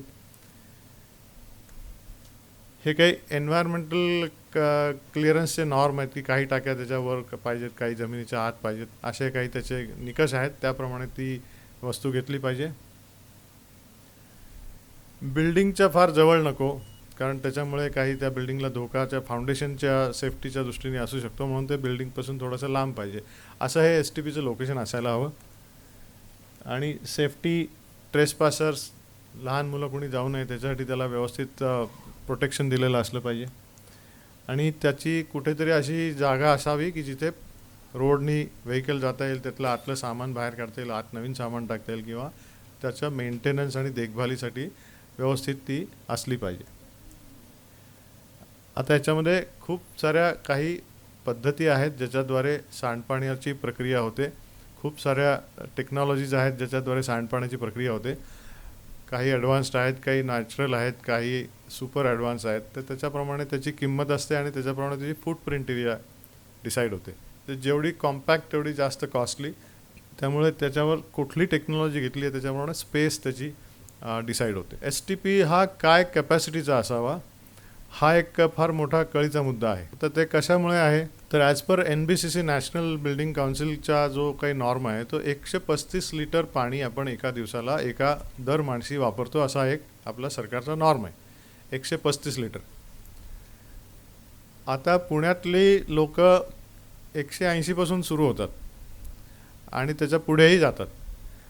तर हा जो नॉर्म आहे त्याच्याप्रमाणे जर कॅपॅसिटी मी काढायला गेलो तर माझ्या कॅल्क्युलेशनमध्ये गडबड होऊ शकते. मी 135 प्रमाणे जर डिझाईन केलं आणि पाणी जर 180ने येणार असेल तर जी काही प्रक्रिया करण्याची माझी क्षमता आहे त्याला ओव्हरलोड होईल, जास्त पाणी येईल त्याच्यामध्ये. सो अशा प्रकारे कॅपॅसिटीचं कॅल्क्युलेशन करताना अजून काही महत्त्वाचे मुद्दे असतात की तुम्ही कुठल्या प्रकारच्या क्लास ऑफ रेसिडेंट्स, म्हणजे एखादी SRA किंवा स्लम रिहॅबिलिटेशनची स्कीम असते, तिथला घराचं क्षेत्र लहान असतं किंवा 3 BHKच्या फ्लॅटमध्ये मोठं असतं, मग त्यामध्ये इकडं 5 लोक आणि तिकडे 5 लोक राहत असतील तर त्यांचं पाणी वापरण्याचं प्रमाण सेम असेल का? नाही. जेव्हा तुमचा क्लास लक्झरियस, सुपर लक्झरियसला जाता तुम्ही, तेव्हा पाण्याची खपत आणि पाण्याचं कन्झम्पशन हे हायर साईडला जातं. त्यामुळे हा कॅपॅसिटीचा विषय त्याच्याशी निगडीत आहे. कमर्शियल पॉप्युलेशन काही आहे का? त्याच्यानंतर हा आता STP हा शाळा कॉलेजना सुद्धा दिला जातो, हॉस्पिटलना सुद्धा दिला जातो. मग ते 24 तास ऑपरेटिंग नसतात, मग तिथे 12 तास पाणी येतं. रेसिडेन्शियल जिथे निवासी आहेत तिथं 24 तास पाणी येतं. त्यामुळे हे ऑपरेटिंग आवर्स एका दिवसामध्ये त्या बिल्डिंगच्या प्रकाराप्रमाणे ठरले जातात. निवासी बिल्डिंगमध्ये साधारण 24 तासाचा आपण अवधी धरतो आणि कमर्शियल्समध्ये साधारण 16 ते 18 तासाचा. त्याच्यातलं पर्सेंटेज ऑफ रियूज काय आहे प्रक्रिया झाल्याच्या नंतर? Quality of treated water norms हे MPCBने जे गाईडलाईन दिलेले आहेत त्याच्याप्रमाणे केलेलं असतं. आता एक नॅशनल ग्रीन ट्रिब्युनल NGT नावाची एक आपली संस्था आहे सुप्रीम कोर्टसारखी, त्यांच्याद्वारे MPCB आणि CPCB central pollution control board या संस्थेला मॉनिटरिंग करण्यासाठी काही गाईडलाईन दिल्या जातात. तर अशा स्वरूपाचे हे डिस्पोजलचे नॉर्म्स काय आहेत त्याप्रमाणे तो STPच्या कॅपॅसिटी आणि ह्याच्याप्रमाणे डिझाईन करावा लागतो. आता तुम्ही बघताय की जॅग्वारची फिटिंग्स किंवा ह्याची फिटिंग्स, त्याच्यानंतर बाथ टब्स अशा स्वरूपाची जर आपण काही एखाद्या घरामध्ये जर हे केली, त्याच्यात वेगवेगळ्या प्रकारच्या फिक्स्चर्स आणि याच्याप्रमाणे पाण्याच्या वापरामध्ये फरक पडतो. आता सगळ्यात कळीचा मुद्दा म्हणजे STPचा मेंटेनन्स. इथून खरा संघर्ष त्या निवासी लोकांचा सुरू झालेला आहे की STP आपल्याला बिल्डरकडून मिळालेला आहे आणि तो आता चालवायचा आहे, तो मेंटेन करायचा आहे. तर त्याच्यातले चॅलेंजेस काय आहेत? तर हा किती 24 तासामध्ये 3 शिफ्टमध्ये चालवायचा का, 2 शिफ्टमध्ये चालवायचा का? पहिल्या शिफ्टला एक चांगला माणूस, दुसऱ्या शिफ्टला एक 19-20 माणूस, तिसऱ्या शिफ्टला गुप्त माणूस, कोणीच नाही, असा असतो का? त्याच्यानंतर हे सगळे विषय जर आपण पाहिले तर ह्याच्या सगळ्या मेंटेनन्सचा विषय येतो हा. आणि जेवढं चांगलं अटेन्शन तेवढा चांगला मेंटेनन्स, जेवढं कमी अटेन्शन तेवढा वाईट मेंटेनन्स आणि पर्यायाने वाईट आउटपुट. मग बऱ्याच ठिकाणी ऑटोमेशनला जातात लोक की आमच्याकडे मॅनपॉवर मिळत नाही, मिळाली तर टिकत नाही वगैरे. मग ते ऑटोमेशनची सुविधा असते की माणूस आपण अवॉइड करू. त्याच्यानंतर हायर टेक्नॉलॉजी ज्या सगळ्या PLC बेस्ड ऑपरेटेड आणि ऑटोमेटेड असतात त्याप्रमाणे मग ती टेक्नॉलॉजी सिलेक्शन हायर साईडची, सुपर साईडची केली जाते. आता STP हा एक प्रोसेस आहे. त्याच्यामध्ये पाण्याचं सांडपाणी आपल्याला स्वीकारतो, त्याच्यातले गाळ बाजूला काढणे, त्याला एरेशन करणे, त्याला फिल्टर करणे, त्याच्यातले बायोलॉजिकल ट्रीटमेंट्स करणे, अशी एक व्यवस्थित त्याची सायंटिफिक प्रोसेस आहे. ती सायंटिफिक प्रोसेस मेंटेन करायला एक स्टँडर्ड ऑपरेटिंग प्रोसेस, आपण SOP असं त्याला म्हणतात, ती फॉलो करावी लागते. आणि त्याच्यामध्ये रेग्युलरली काही ना काही इन्ग्रेडियंट्स आपल्याला वरून टाकावे लागतात. तर त्याच्यासाठी काही इन्ग्रेडियंट्स आहेत, पंप्स आहेत, ब्लोअर्स आहेत, मशिनरी आहे. तर त्याला वेळच्या वेळी त्याची देखभाल, त्याचे स्पेअर्स, त्याचे ऑइल सील्स, त्याचं तेल, त्याचं ग्रीस, ह्या सगळ्या गोष्टी आपण व्यवस्थित ठेवल्या तर तो मेंटेन व्यवस्थित झाला, मशीन व्यवस्थित मेंटेन झालं तर त्याची आउटपुट व्यवस्थित सगळी चांगली मिळते. सो कन्झ्युमेबल्स. आता हे जे सगळे STP असतात, आपण ऐकतो की चालत नाहीत, खराब आहेत, वास येतो. त्याचं कारण असं आहे की ते नीट चालवले जात नाहीत, त्याच्याकडे दुर्लक्ष केलं जातं, त्याला योग्य ते त्याच्यामध्ये आवश्यक असलेली कन्झ्युमेबल्स दिली जात नाहीत आणि त्यामुळं ते फेल होतात. हा कोणीच विचार करत नाही की have I attempted my best efforts to operate the STP. मी माझ्या बाजूने त्याला काही कमतरता ठेवली नाही आहे तरी पण तो फेल झाला, असं कोणी सांगतं का आपल्याला? आमचे सगळे प्रयत्न आम्ही भरपूर खर्च केला पण हे चालत नाही, असं कुठंच नसतं. कुठं ना कुठेतरी त्या माणसाचं दुर्लक्ष असतं. जसे आपण चायनीज गुड्स घेतो तेव्हा आपली तिथं खरेदी करतानाच आपली मानसिकता क्लिअर असते की हे किती दिवस चालेल मला माहीत नाही. तसं ह्या STPचं असतं की त्या ज्या ऑपरेट करणाऱ्या माणसाला माहीत असतं मी हे कसं चालवते मला माहिती आहे, त्यामुळं त्याला हे कळतं की ते फेल होणारच आहे कुठं ना कुठेतरी, पण चालतं, ते फेकून दिलं पाणी चालतं. त्यामुळं हा काही असं फार मोठा काही गहन विषय होत नाही की त्याच्यामुळं काहीतरी ऑफेन्स तयार होतो. So giving a right attention with right manpower with right budget to purchase everything is very important for a maintenance. आता मग सगळं चांगलं असताना मग ऑपरेशनचे काय प्रॉब्लेम येतात? पहिलं आहे मी म्हणलं तसं फंडिंगच नाही त्याला. मग फंडिंग नसल्यामुळे वस्तू वेळच्या वेळी रिप्लेस होत नाहीत, मशीन खराब होतात. STP चालवायचा कुणी, त्याचा परफॉर्मन्सची जबाबदारी कोणाची, हे बऱ्याच ठिकाणी डिफाईंड नसतं. त्यामुळं पकडायचं कोणाला हे कळत नाही, कारण बिल्डर निघून गेलेला असतो, सोसायटीला इंटरेस्ट नसतो आणि निसर्ग काही कोणी तुमची घरं बंद पाडत नाही, नदी येऊन काही तुम्हाला प्रोसिक्यूट करत नाही आहे. त्यामुळे ते यंत्रणा स्वीकारणारी आपली गपचूप आहे, त्याच्यात चाललं जातं ते. सो STPचा हे कोणी घ्यायची, जबाबदारी कोणी घ्यायची? आता ह्याच्यामध्ये एक मशीन असते एअर ब्लोअर, ज्याच्यामुळे एरेशन होतं. हे heart of the entire process आहे. एअर मशीन, ज्याच्यामुळं आपण पाण्यामध्ये ऑक्सिजन वाढवतो. तर हे मशीन असं आहे की हवेचा पंप आहे, तो फिरताना आवाज होतो. तर रात्रीच्या वेळा तो आवाज थोडा जास्त होतो आणि मग नागरिकांना त्याचा त्रास होतो आणि तो बंद करायला लावला जातो. आता ते ऑक्सिजन देणारं हवा पंप करणारं मशीन आपण बंद केल्यानंतर त्या सिस्टममध्ये जे काही सूक्ष्म जीवाणू, बॅक्टेरिया आणि जी काही आपण कल्चर टाकून त्या प्रोसेसमध्ये त्यांना ॲक्टिवेट केलेलं असतं, त्या लोकांचा ऑक्सिजन सप्लाय आपण बंद करतो. ऑब्व्हियसली त्याचा दुष्परिणाम सुरू होतात. पाण्यामधलं ऑक्सिजन कमी होतो आणि जसं आपण कल्पना करी, मासे आहेत आणि ते तडफडायला लागले, ऑक्सिजन कमी झाला आणि ते मेले, अशी घटना होऊ शकते. तसं या बॅक्टेरियल ट्रीटमेंटला हवेचा पुरवठा हा सतत करावा लागतो. तो बंद पडला की ती सिस्टम खराब होते. मग हे बंद केल्यामुळं काय होतं, हवा बंद केली, शांतता ब्लोअरची झाली, रात्री छान झोप आली आणि मग सकाळी उठल्यानंतर आपल्याला काय होतं, STP बोलवून घेतो आपल्याकडे. का तर त्यातून घाण वासायला लागतो, कारण ऑक्सिजन आपण दिला नाही. मग ते अनएरोबिक झालं, त्याच्यातनं गॅसेस यायला लागले, मग ते वायू दुर्गंधी तयार करतात, मग आपल्याला बॅड स्मेल यायला लागतो. त्याच्यानंतर STPमध्ये आपण पाहिलं की काय काय त्याच्यात मिसळलं जाते आपल्या घरातनं. त्यातला एक, हे सगळं मिळून एक प्रकारचा गाळ असतो, तयार होतो. तो जर गाळ आपण त्या पाणी, स्वच्छ पाणी आणि ही सगळी केमिकल्स, हे सगळे वेस्ट, हे सगळं गाळ असा मिश्रण त्या ड्रेनेजमध्ये गेलेलं असतं. STPमध्ये पहिलं काम काय होतं, तर तो गाळ वेगळा केला जातो, पाणी वेगळं केलं जातं. आता ते शुद्धता करण्याची ती प्रक्रिया आहे की गाळ आणि पाणी सेपरेट करणे आणि पाण्याला अधिक पुढची प्रक्रिया देणे आणि गाळ बाजूला काढणे. आता हा गाळ आपण त्या पाण्यातनं बाजूलाच काढला नाही तर ती प्रक्रिया अर्धवट झाली, चुकीची झाली आणि त्यामुळं काही मेंटेनन्स आणि परफॉर्मन्सचे प्रॉब्लेम येतात. STPची जेन्युनली चालवायची इच्छा आहे, पण तो आम्हाला परवडत नाही, कारण त्याच्यासाठी विजेचा खर्च जो आहे तो खूप जास्त आहे. म्हणून STP आम्ही बंद केला, अशी तक्रार 100तल्या 99 लोकांची असते. 1% जे कोणी चालवतात त्यांची कारणं वेगळी आहेत, मी नंतर सांगतो.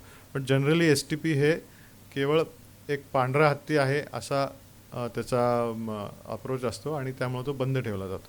तर आपण SOP म्हणतो मी त्याला, ती जर फॉलो नाही केली तर STP खराब होतो, बंद पडतो. आता हे STPचे रिलेटेड लिगल प्रॉब्लेम्स पण आहेत. तर पहिला लिगल प्रॉब्लेम आहे की हा प्लांट शुड बी EC म्हणजे जे एन्व्हायरमेंटल क्लिअरन्स, तुम्हाला जी परमिशन मिळालेली आहे त्याच्यामध्ये जे काही नियम सांगितले त्या पद्धतीने जर आपण तो बांधला नाही तर तो ऑफेन्स आहे. बिल्डर्स जनरली त्यांना सोयीचं काहीतरी करतात which is offensive. Consent of operation आपल्याला घ्यावी लागते, जी MPCB देते. म्हणजे तुमचं STP चालवणे हे काही तुमची वैयक्तिक जबाबदारी नाही आहे, तुमच्यावर असलेल्या वैधानिक जबाबदारीपैकी ती एक आहे आणि तुम्हाला त्याच्याबद्दल क्वेश्चन केलं जाऊ शकतं. MPCB येऊन तुमचं लाईट पाणी बंद करू शकतं. असं निवासी संकुलाला कोणी करत नाही, पण तसे अधिकार त्या लोकांना आहेत. Non compliance of performance establish by MPCB. तुमचा STP जर नियोजित प्रक्रिया आणि त्याच्यातलं पाणी शुद्ध करणे हा करत नसेल तर तुम्हाला MPCBकडून दंड होऊ शकतो. हे जे 2 लाखचे मी प्रकल्प सांगतोय, त्यांना जेव्हा MPCBकडून परमिशन मिळते त्यावेळेला आम्ही हे सगळं आमच्यावरच्या जबाबदाऱ्या ज्या दिलेल्या आहेत त्या इमाने इतबारे चालू ठेवू असं एक ॲफिडेविट केलं जातं. त्या बिल्डरकडून सरकारला दिलं जातं की ही आम्ही जबाबदारी घेतलेली आहे आणि आम्ही याच्यासाठी प्रोव्हिजन्स केलेले आहेत, पैसे ठेवलेले आहेत आणि आम्ही ते घेऊ, अशा स्वरूपाचं एक लिगल अंडरस्टँडिंग त्या बिल्डरकडनं सरकारला केलेलं असतं. आणि ते नुसतं केलेलं नसतं, तर त्याच्यासाठी एका चांगल्या अशा हँडसम अमाऊंटची which can be 30 lakh 50 lakhs अशाची बँक गॅरंटी त्याला दिलेली असते, त्या बिल्डरची एक जबाबदारी म्हणून किंवा त्या शब्दाचं वजन म्हणून. या 30-40 लाखाच्या बँक गॅरंटीचं हातात आहे MPCBच्या आणि ती त्यांनी दिलेली आहे ते परफॉर्मन्ससाठी. आता एखाद्या वेळेला जर ते परफॉर्मन्स तुमचे दिसले नाहीत तर MPCB हॅज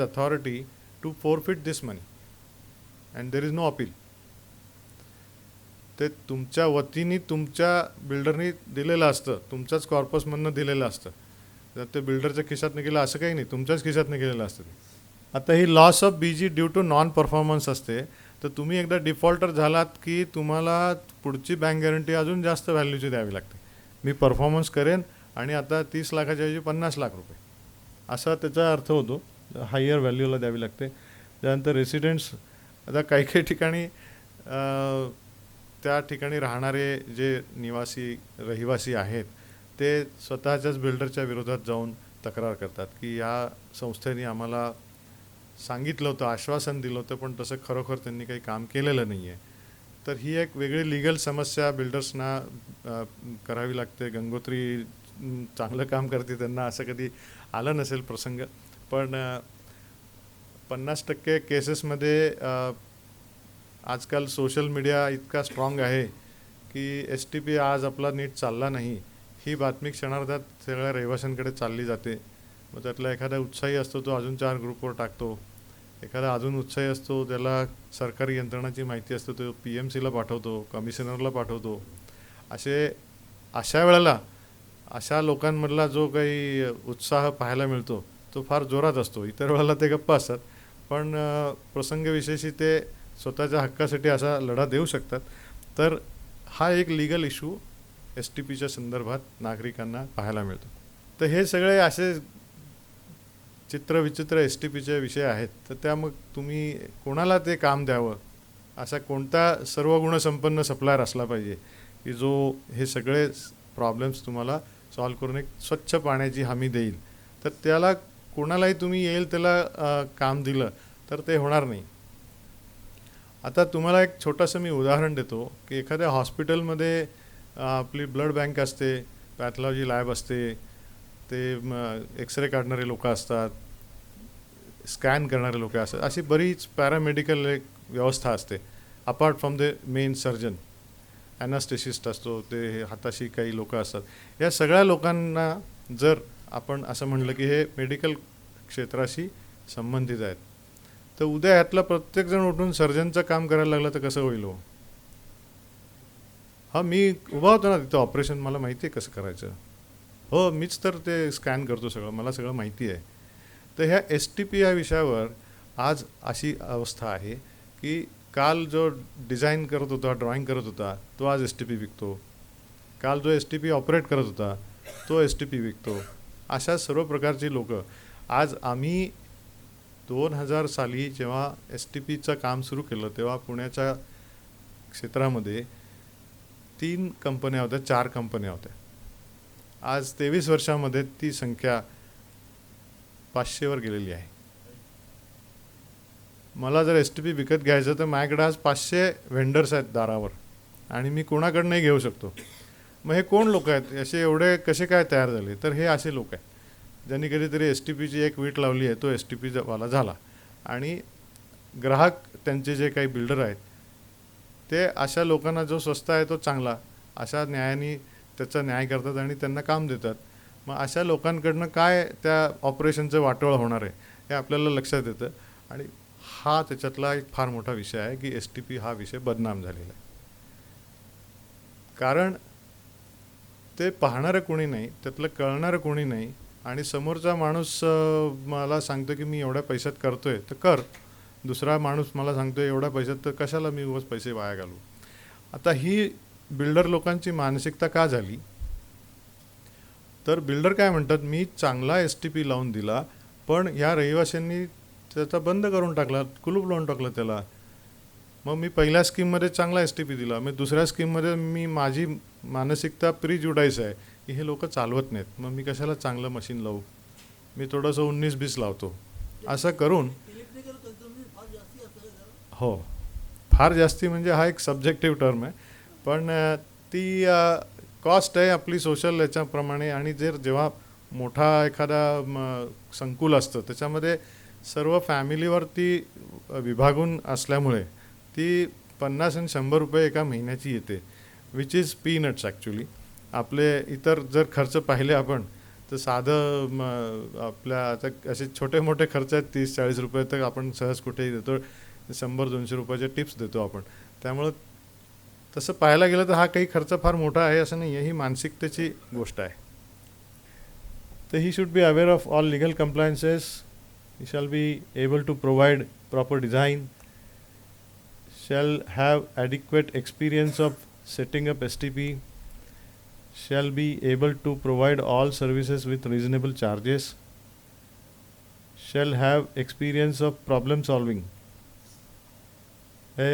एस टी पीच्या पोस्ट सेल्समध्ये पण फार मोठा विषय आहे. कारण काय होतं, हे असे नवशे गवशे एस टी पी सप्लायर्स येतात बाजारात, त्यांना ऑर्डर दिली जाते, ते एस टी पी लावतात तिथे, एम पी सी बीचे अधिकारी येतात, त्यांचं मानधन स्वीकारून ते त्यांना तुम्हाला सर्टिफिकेट देतात आणि ते निघून जातात. मग बिल्डर आणि हे सगळे आता ते सगळं लिगल झालेलं आहे. ह्याच्यानंतर काय होतं की रहिवासी बिल्डिंगमध्ये सगळे 100% पहिल्या दिवशी राहायला येत नाही. त्याला थोडासा अवधी जातो. 4-5 मोठ्या मोठ्या टावर्सचं जर एखादं संकुल असेल तर संपूर्ण ती घरं ऑक्युपाय होऊन ती संपूर्ण वसाहत पूर्ण फंक्शन व्हायला 2 ते 3 वर्ष जातात. आणि ह्या सगळ्या कालावधीमध्ये 1 वर्षाचा वॉरंटी गॅरंटी असलेला हा सप्लायर तो निघून जातो. प्रत्यक्ष जेव्हा त्या पाण्याचं इनपुट यायला लागतं तोवर 2 वर्ष गेलेली असतात आणि हा माणूस इथनं निघून गेलेला असतो. त्याच्यामुळं त्याची वॉरंटी संपली, प्लांट नीट चालत नाही, मग दोष कोणाकडे द्यायचा? मग तो जर त्याला परत बोलवलं तर तो येत पण नाही, कारण अशा लोकांचा व्यवसाय 1-2 वर्षाच्या वर चालत नाही.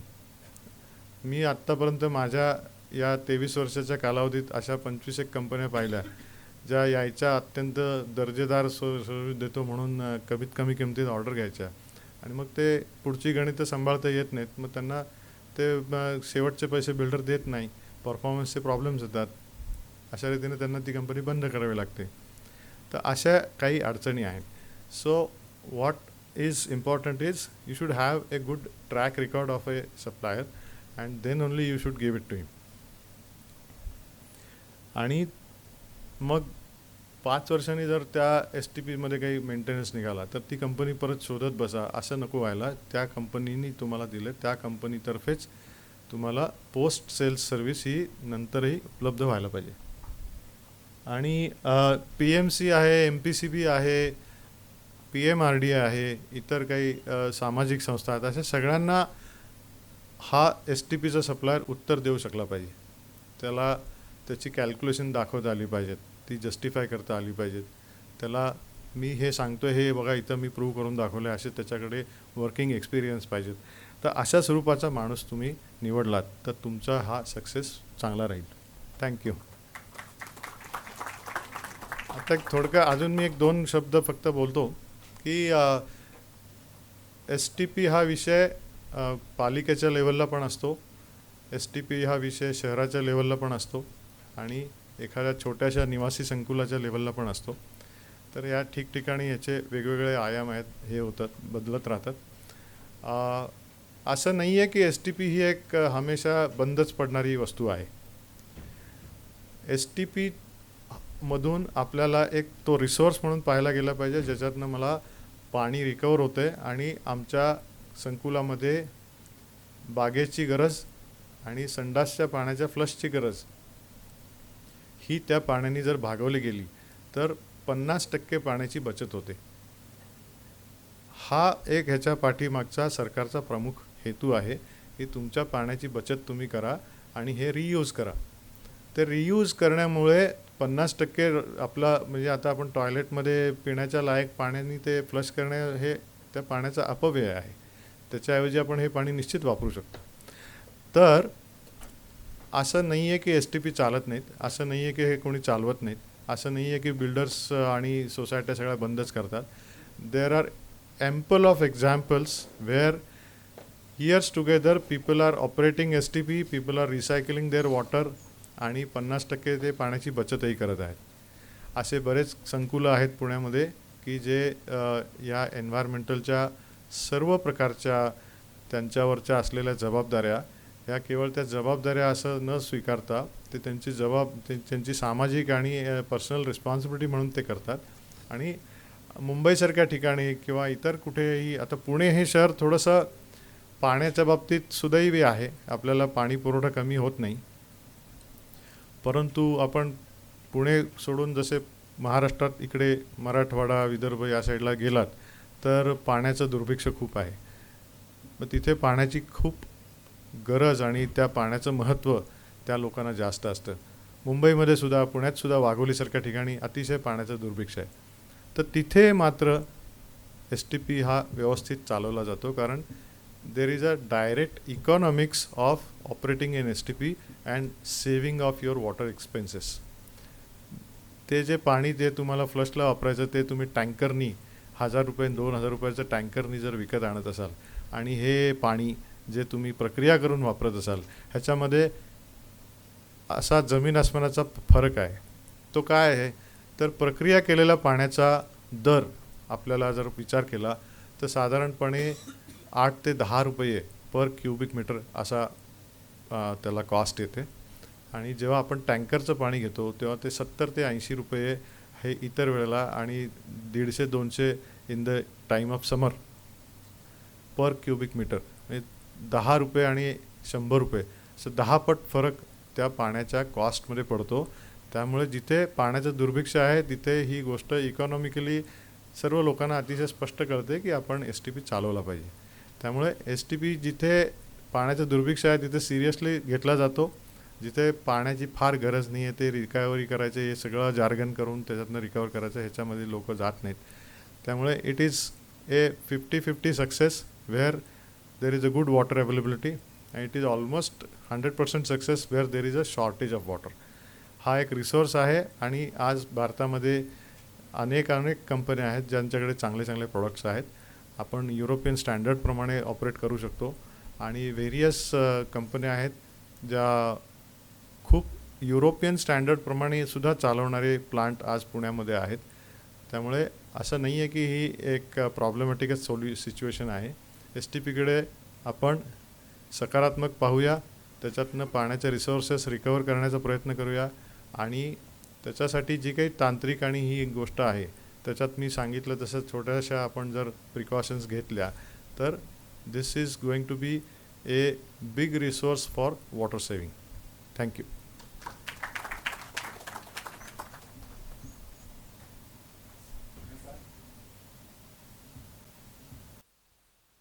हँडओव्हर केल्यानंतर सोसायटीकडे गेल्यानंतर सोसायटीला आमचा फीडबॅक किंवा नॉलेज पार्टनरशिप आमची असते. त्यामुळं आमची देखभालही असते आणि थोडाफार त्या सोसायटीच्या लोकांचा पुढाकार असेल तर सगळीकडे STP हा व्यवस्थित चालवला जाऊ शकतो आणि ते चालतात पण.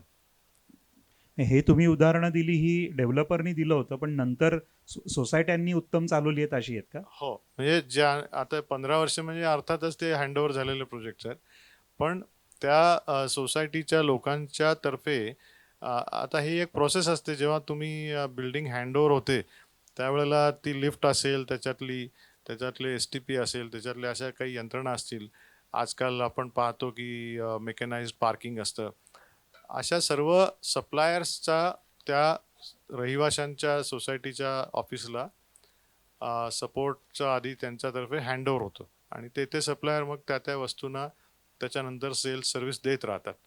तर तशी ही हँडओव्हर झालेली सोसायटी आणि आमचं त्यांच्याबरोबर कंटिन्युटी राहिल्यामुळे अशा स्वरूपाची सर्व्हिसेस त्यांना आम्ही देत राहिलो आणि त्यामुळं ते त्यांचं काम यशस्वीरित्या करत होते, आजही करत आहेत.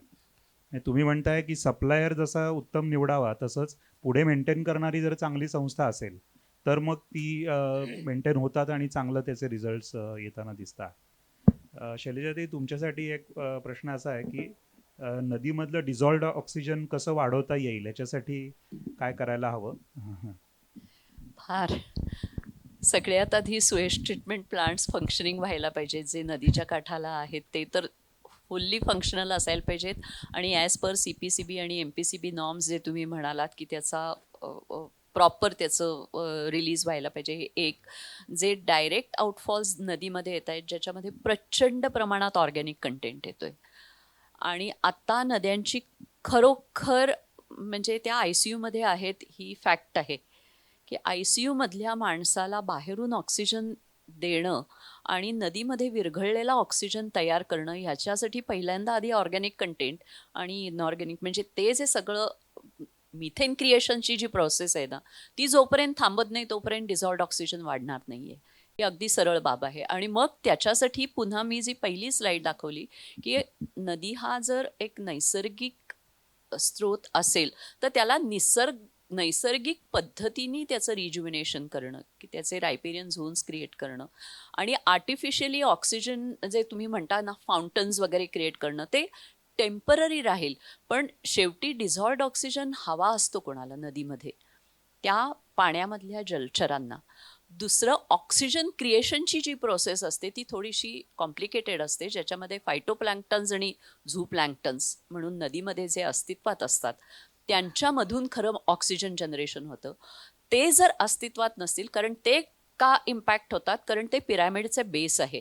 सगळ्यात सेन्सिटिव्ह हे फायटोप्लँक्टन्स आणि झूप्लँक्टन्स असतात. त्याच्यावर तुम्ही इनऑर्गॅनिक आणि ऑर्गॅनिक कंटेंट टाकला तर ते तयारच होणार नाही आहेत. ते तयार नाही झाले तर डिझॉल्व्ड ऑक्सिजन नदीमधला येणार नाही आहे. सो ही विशस सायकल आहे पुन्हा नदीमध्ये सुद्धा. नाही, मला आत्ता असं वाटलं की एस टी पीजकडे दोन यांनी बघितलं पाहिजे. एक आहे की मुळात जर आपण सेंट्रल सिस्टीममध्ये म्हणजे नदीतच पाणी कमीत कमी गेलं तर त्याचा एक असं धरूया की एक इम्पॅक्ट आहे किंवा लोड आहे नदीवरचा तो कमी होईल आणि मग जे जाईल ते स्वच्छ जाईल आणि जे रिसायकल झालं आहे ते पुन्हा तिथेच वापरल्यामुळे पुन्हा पुन्हा वापरता येतं जे पाणी, त्यामुळे पुन्हा पाणी कमी लागेल. म्हणजे दोन्ही पद्धतीने एस टी पीज असली तर उपयोग होऊ शकतो. तर त्याची तशी इनडायरेक्ट कॉस्टही काढली पाहिजे कदाचित, की ती कशी येईल. जिवंत झरे नदीमधले हां. ते पाण्यामधला ऑक्सिजन वाढवू शकतात. आणि खरोखर प्रत्येक आपल्या पुणेकर खरंच लकी आहेत की आपल्याकडे सरफेस वॉटर ज्या पद्धतीने फ्लो होतंय त्याचप्रमाणे ग्राउंड वॉटरचे पण फ्लोज आहेत. सो तरी जो व्हर्टिकल फ्लो असला तरी सुद्धा तो एकमेकाशी खूप कनेक्टेड आहे. त्यामुळे ते झरे जिवंत केले तरी सुद्धा डिझॉल्व्ड ऑक्सिजन वाढणार आहे. तुमच्यासाठी अजून एक असा प्रश्न आहे की FMCG प्रॉडक्टचा तुम्ही मगाशी उल्लेख केला, तर ती तयार होत असताना किंवा त्याच्या काय म्हणूया प्रॉडक्ट सायकलमध्ये प्रोसेस सायकलमध्ये काही एन्व्हायरमेंटल इम्पॅक्टचे काही गाईडलाईन्स आहेत का त्यांनी? ॲक्च्युली कसं आहे की तुम्ही त्याचं जर स्टडी केलात तर FDA नॉर्म्सप्रमाणे, फूड अँड ड्रग्सच्या ह्याच्याप्रमाणे काही गोष्टी ते परमिसिबल लिमिटपर्यंत देतात. पण प्रत्येक इन्ग्रेडियंटमध्ये सुद्धा असं असतं की हे प्रॉडक्ट जे कुठली FMCG ब्रँडची तयार केली तर त्याच्यामध्ये काही त्यांनी कोडवर्ड्स दिलेले असतात किंवा काही नोमेनक्लेचर, काही गोष्टी जे बिझनेसचं त्यांचं पेटंट म्हणून वापरले जातात ना, ते डिस्क्लोजच केले जात नाहीत. ते FDAच्या परव्ह्यूच्या बाहेर येतात. आणि FDA कुठपर्यंत तुमच्या पर्यंत येतं की त्याची परमिसिबल लिमिट मी म्हटलं तसं किती. पण माणूस जेव्हा ते वापरायला सुरुवात करतो ना, ते किती क्वांटिटीमध्ये, किती ह्याच्यामध्ये घालतो, ह्याच्यावर पण बऱ्याच गोष्टी अवलंबून असतात ज्याच्यावर आपला कंट्रोल नसतो. ते पण आहे. आणि दुसरं, प्रत्येक इन्ग्रेडियंटचा एक भाग असतो की त्याला म्हणतात material safety data sheet. So आता जर कोलगेटमध्ये ट्रायक्लोसान नावाचा इन्ग्रेडियंट असेल तर तुम्ही आपल्या भारतामध्ये MSDS फारसं दुर्दैवाने फार प्रगत नाही आहे. पण युरोपियन स्टँडर्ड्स आणि युरोपियन युनियनच्या स्टँडर्ड्समधले मटेरियल सेफ्टी डेटा शीट जर तुम्ही पाहिलेत तर त्याच्यामध्ये इकॉलॉजिकल इम्पॅक्ट किती आहे, ह्युमन हेल्थवर त्या इन्ग्रेडियंटचा इम्पॅक्ट किती आहे, हा क्लिअर कट एअर केलेला असतो. सो त्याच्यावरून पण तुम्ही व्हेरीफाय करू शकता की हे प्रॉडक्ट सेफ आहे का नाही. कोणीतरी आत्ता प्रश्न विचारला आहे की नदीत पाणी सोडायचंच नसेल तर काय करायला लागेल. तर तुमच्या माहितीसाठी IGBC असं जसं हे ग्रीन बिल्डिंगचं सर्टिफिकेशन आहे तसं अजून नेट झिरो सर्टिफिकेशन आता सुरुवात झाली आहे की तुमचा जो प्रकल्प आहे त्याच्यामधनं 0 पाणी बाहेर जायला पाहिजे. तर अशा पद्धतीने तुम्हाला ते करता येऊ शकतं का? तर अनेक ठिकाणी जिथे मोठ्या असं म्हणूयात की एखादा मोठा प्लांट आहे तर तिथे हे शक्य आहे आणि पाणी तुमचं जेवढं येतं आहे तेवढंच तिथे वापरलं जाईल किंवा तिथेच तयार होईल आणि तिथेच वापरलं जाईल. असं नेट झिरो पद्धतीचं सर्टिफिकेशन पण आता सुरू झालेलं आहे. तर तशी काही उदाहरणं सर तुम्ही कुठल्या प्रकल्पामध्ये काम केलेलं किंवा असं उदाहरण देता येईल? नाही, आत्ता तरी असा कोणताही प्रकल्प आम्ही दिलेला नाही आहे आणि मला असं वाटतं की ते तसं करणं हे प्रॅक्टिकली शक्य नाही आहे. कारण हे जे सरप्लस पाणी आहे, हे 12 महिने 24 तास तुम्हाला येत राहणार आहे. तर ते जिरवायचं कुठे? त्याचा विनियोग कसा करायचा? आणि तुम्ही पाण्याचा वापर कमी, कमी, कमी करून असा किती कमी करू शकाल? त्यामुळं हा नॉर्म ॲक्च्युली इंडस्ट्रीला ऑलरेडी ॲप्लिकेबल झालेला आहे. त्याला झिरो लिक्विड डिस्चार्ज असं म्हणतात, की ते इंडस्ट्रीनी सगळं पाणी त्यांचं आपल्या प्रिमायसेसमध्ये जिरवावं. तर हे थोडंसं प्रॅक्टिकली जमत नाही आणि मग नियम करायचा म्हणून तो केलेला आहे, पण प्रत्यक्षात त्याच्यामध्ये खूपच नॉन कम्प्लायन्सेस आहेत आणि हे इंडस्ट्रीला जर जमत नसेल तर निवासी संकुलांना तर ते अधिक अवघड आहे. बरोबर. हे आत्ता जे प्रयत्न चालले ते मुख्यतः जिथे जमिनीचा भाग थोडासा मोठा आहे तर तिथेच कसं ते मुरवता येईल, जिरवता येईल किंवा ट्रीटमेंट करता येईल अशा पद्धतीने. रहिवासी अजून खूप अवघड याच्यामध्ये आहे. पण काही दिवसामध्ये अशी उदाहरणं आता भारतामध्ये तयार होतील. ती आली की आपल्यापर्यंत पोहोचतील आणि असं नक्की त्याच्यावर काम चालू आहे. तुम्हाला काही जणांचा प्रश्न होता की आम्हाला जीवित नदीबरोबर काम करायचं असेल तर काय कसा संपर्क करायला पाहिजे आणि काय करायला पाहिजे? अगदी सोपी गोष्ट आहे. जीवित नदीची ईमेल आहे, त्या ईमेलवर तुम्ही jeevitnadi@gmail.com जरूर ईमेल पाठवा. आम्ही दर शनिवार रविवार बाय डिफॉल्ट नदीवर असतो. ठराविक स्ट्रेचेसवर असतो, वर्षभर असतो. काही किनाऱ्यांवर शनिवारी असतात, कारण शेवटी हा व्हॉलेंटरी प्रोग्रॅम आहे. सकाळी 7:30 ते 8:30, 5 ते 6 स्ट्रेचेसवर आम्ही असतो. विठ्ठलवाडीला असतो. पांचाळेश्वराला महिन्यातून 2दा असतो, डेक्कनच्या पुलाखालचा. तिसरा स्ट्रेच आहे औंधच्या राजीव गांधी पुलाच्या खाली. चौथा स्ट्रेच आहे राम आणि मुळेचा जिथे संगम होतो तिथे बाणेरला, आयरीन टॉवर्स किंवा ॲलोमा काउंटीच्या त्या बाजूला ज्युपिटर हॉस्पिटलला जाणारा. आणि 5वा स्ट्रेच आहे पिंपळे निलखला, पिंपरी चिंचवडमध्ये. कारण पिंपरी चिंचवडवाल्यांची पण हे होती की तिथेही आपल्याला सुरू करावं. वर्षभर तिथे हे असतात वेगवेगळे कार्यक्रम. आम्ही एवढंच म्हणतो. आणि त्याच्यामध्ये सुद्धा तुम्ही जर काही कलाकार असतील तुमच्यामध्ये आणि काही वेगळ्या गोष्टी करणारे असतील, रोट्रॅकची मुलं जी जॉईन झाली, आम्ही त्यांना म्हणतो की तुम्ही कन्फाईंड प्लेसमध्ये का घेताय मीटिंग? रोट्रॅकचे सगळे यंग मुलं आहेत ना, तुमच्या मीटिंग्स तुम्ही नदीच्या काठावर घ्यायला लागा. काही करून नदीपर्यंत आपण जायला लागलो. आपण जर विचार केला, नदीवर आपण केव्हा जातो? गणपती विसर्जनाच्या वेळेत. आणि घरामध्ये काही एखाद्या व्यक्तीची डेथ झाल्यावर काही त्याचे रिलिजियस ज्या फॉर्मॅलिटीज, म्हणजे नदीसाठी आपण जात नाही आहोत.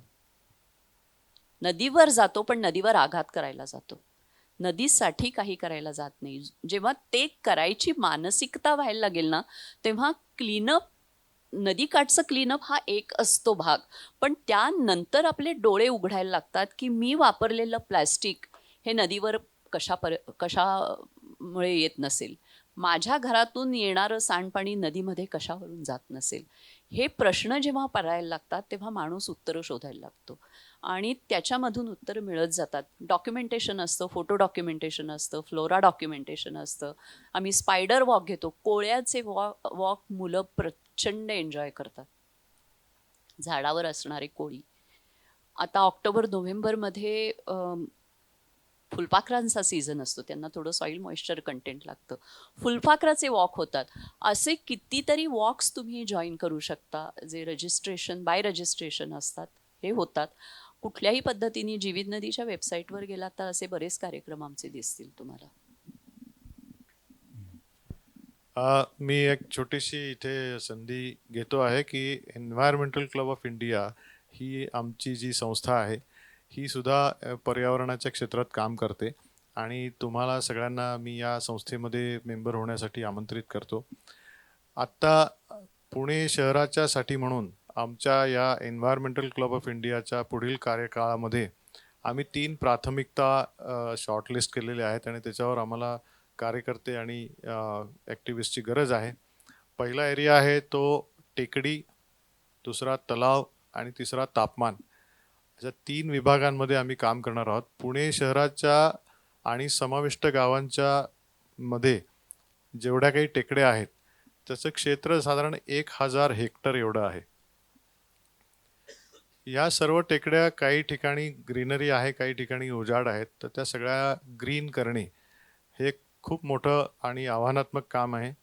तर त्याच्यासाठी आम्ही काही इनिशिएटिव्ह घेऊन त्याच्यामध्ये काही CSR फंडिंग आणून आणि वेगवेगळ्या संस्थांना आवाहन करून आणि श्रमदान आणि अशा सर्व प्रकारच्या ज्या काही एक हॉलिस्टिक आपण म्हणतो काम करत आहोत. सिमिलरली पुण्याच्या हेरिटेजमध्ये तलाव आहेत. ते तलावसुद्धा कचऱ्याचे डम्पिंग प्लेसेस झालेले आहेत. त्यांनासुद्धा आपल्याला संरक्षित करायचं आहे. त्या तलावाची सुद्धा स्वतःची इकॉलॉजी, ते तलावसुद्धा जिवंत करायचे आहेत. तर तलावामध्ये पण पुष्कळ काम आहे. आणि ओव्हरऑल तापमान कमी करणे हा तर म्हणजे सगळ्या जगाचाच प्रश्न आहे. तर तो क्लायमेट चेंज ऑल ओव्हर वर्ल्डचा विषय आहे. पण पुण्यातल्या प्रिमायसेसमध्ये आपण काय करू शकतो आणि कशा प्रकारचं त्याच्यामध्ये आपल्याला काम करायचं आहे, या अशा मोठ्या इनिशिएटिव्हजमध्ये आम्ही काम करत आहोत. So as a chairman of environmental club of India मी तुम्हाला त्याही कामासाठी आमंत्रित करतो. आणि आमच्याकडे कोणाला जर इंटरेस्ट असेल तर डेफिनेटली आपण हे प्रोग्राम संपल्यावर तुम्ही मला संपर्क करा. मी पुढील तुम्हाला मार्गदर्शन करेन. आणि आज या ठिकाणी मी गंगोत्रीचं विशेष आभार मानतो की त्यांनी इथे एका चांगल्या विषयावर हा आज परिसंवाद ठेवला. आणि अदरवाईज असं 4 लोकांना जाऊन STP कसा असतो सांगायचं मला कधी संधी मिळाली नाही. आणि हा विषय कोणी चर्चेला घेईल असाही नाही आहे. हा थोडासा टॅबू असलेला विषय आहे. परंतु त्याच्यामध्ये आपण एवढ्या संख्येने आलात ऐकायला. आणि प्रत्यक्ष मला आज शैलजाताईंबरोबर स्टेज शेअर करायला मिळालं, हेही माझं मी भाग्य समजतो. आपणही आज या ठिकाणी संख्येने आलेला आहात. मी तुमचेही मनापासून आभार मानतो. धन्यवाद. आजचे आपले वक्ते म्हणजे त्या व्यवसायामध्ये तर आहेतच, पण पॅशननी कामं करतायत हे आपल्याला लक्षात येतं. सरांचा जरी व्यवसाय असला तरी एन्व्हायरमेंटल क्लब हा त्यांचा पॅशनचा विषय आहे. जीवित नदी हा तर पॅशननीच करण्याचा सगळा उपक्रम आहे. तर दोन्ही वक्त्यांना त्यांच्या सगळ्या कामासाठी शुभेच्छा देतो आणि मकरंदला विनंती करतो त्यांनी आभार प्रदर्शन करा.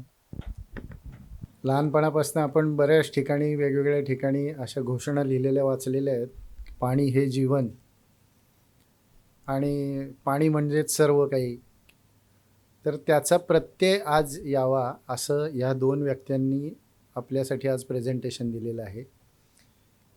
शैलजाताई आणि घमंडे साहेब दोघांचेही विशेष आभार. तुम्ही आमच्या विनंतीला मान दिलात आणि या अतिशय ज्वलंत आणि जिवंत अशा विषयावर तुम्ही आमच्या सगळ्यांचे डोळे उघडलेत. खरं तर सांगायचं तर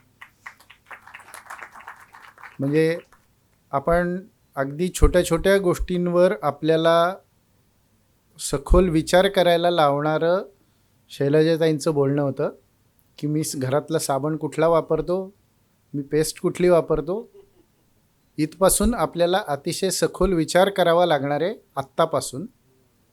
तरच आपण आपलं स्वतःचं राहणीमान आणि जीवन उंचावू शकणार आहोत. तर या दोन्ही वक्त्यांचे अतिशय पुन्हा एकदा आभार. तुम्ही सगळेजण वेळात वेळ काढून आलात. आज शुक्रवारचा दिवस, ऑड दिवस होता, तरीसुद्धा तुम्ही यासाठी आलात. तुमच्या सगळ्यांचे आभार. जनकल्याण समितीचे विशेष आभार. त्यांनी हा जो रंगमंच आहे तो आपल्याला उपलब्ध करून दिला. प्रेसचं आमचं काम करणारे सगळे आमचे पाध्ये मिस्टर अँड मिसेस त्यांचे आभार. आणि आमची टीम जी बॅकबोन म्हणून आमचं काम करते त्या सगळ्यांचे पण आभार. धन्यवाद.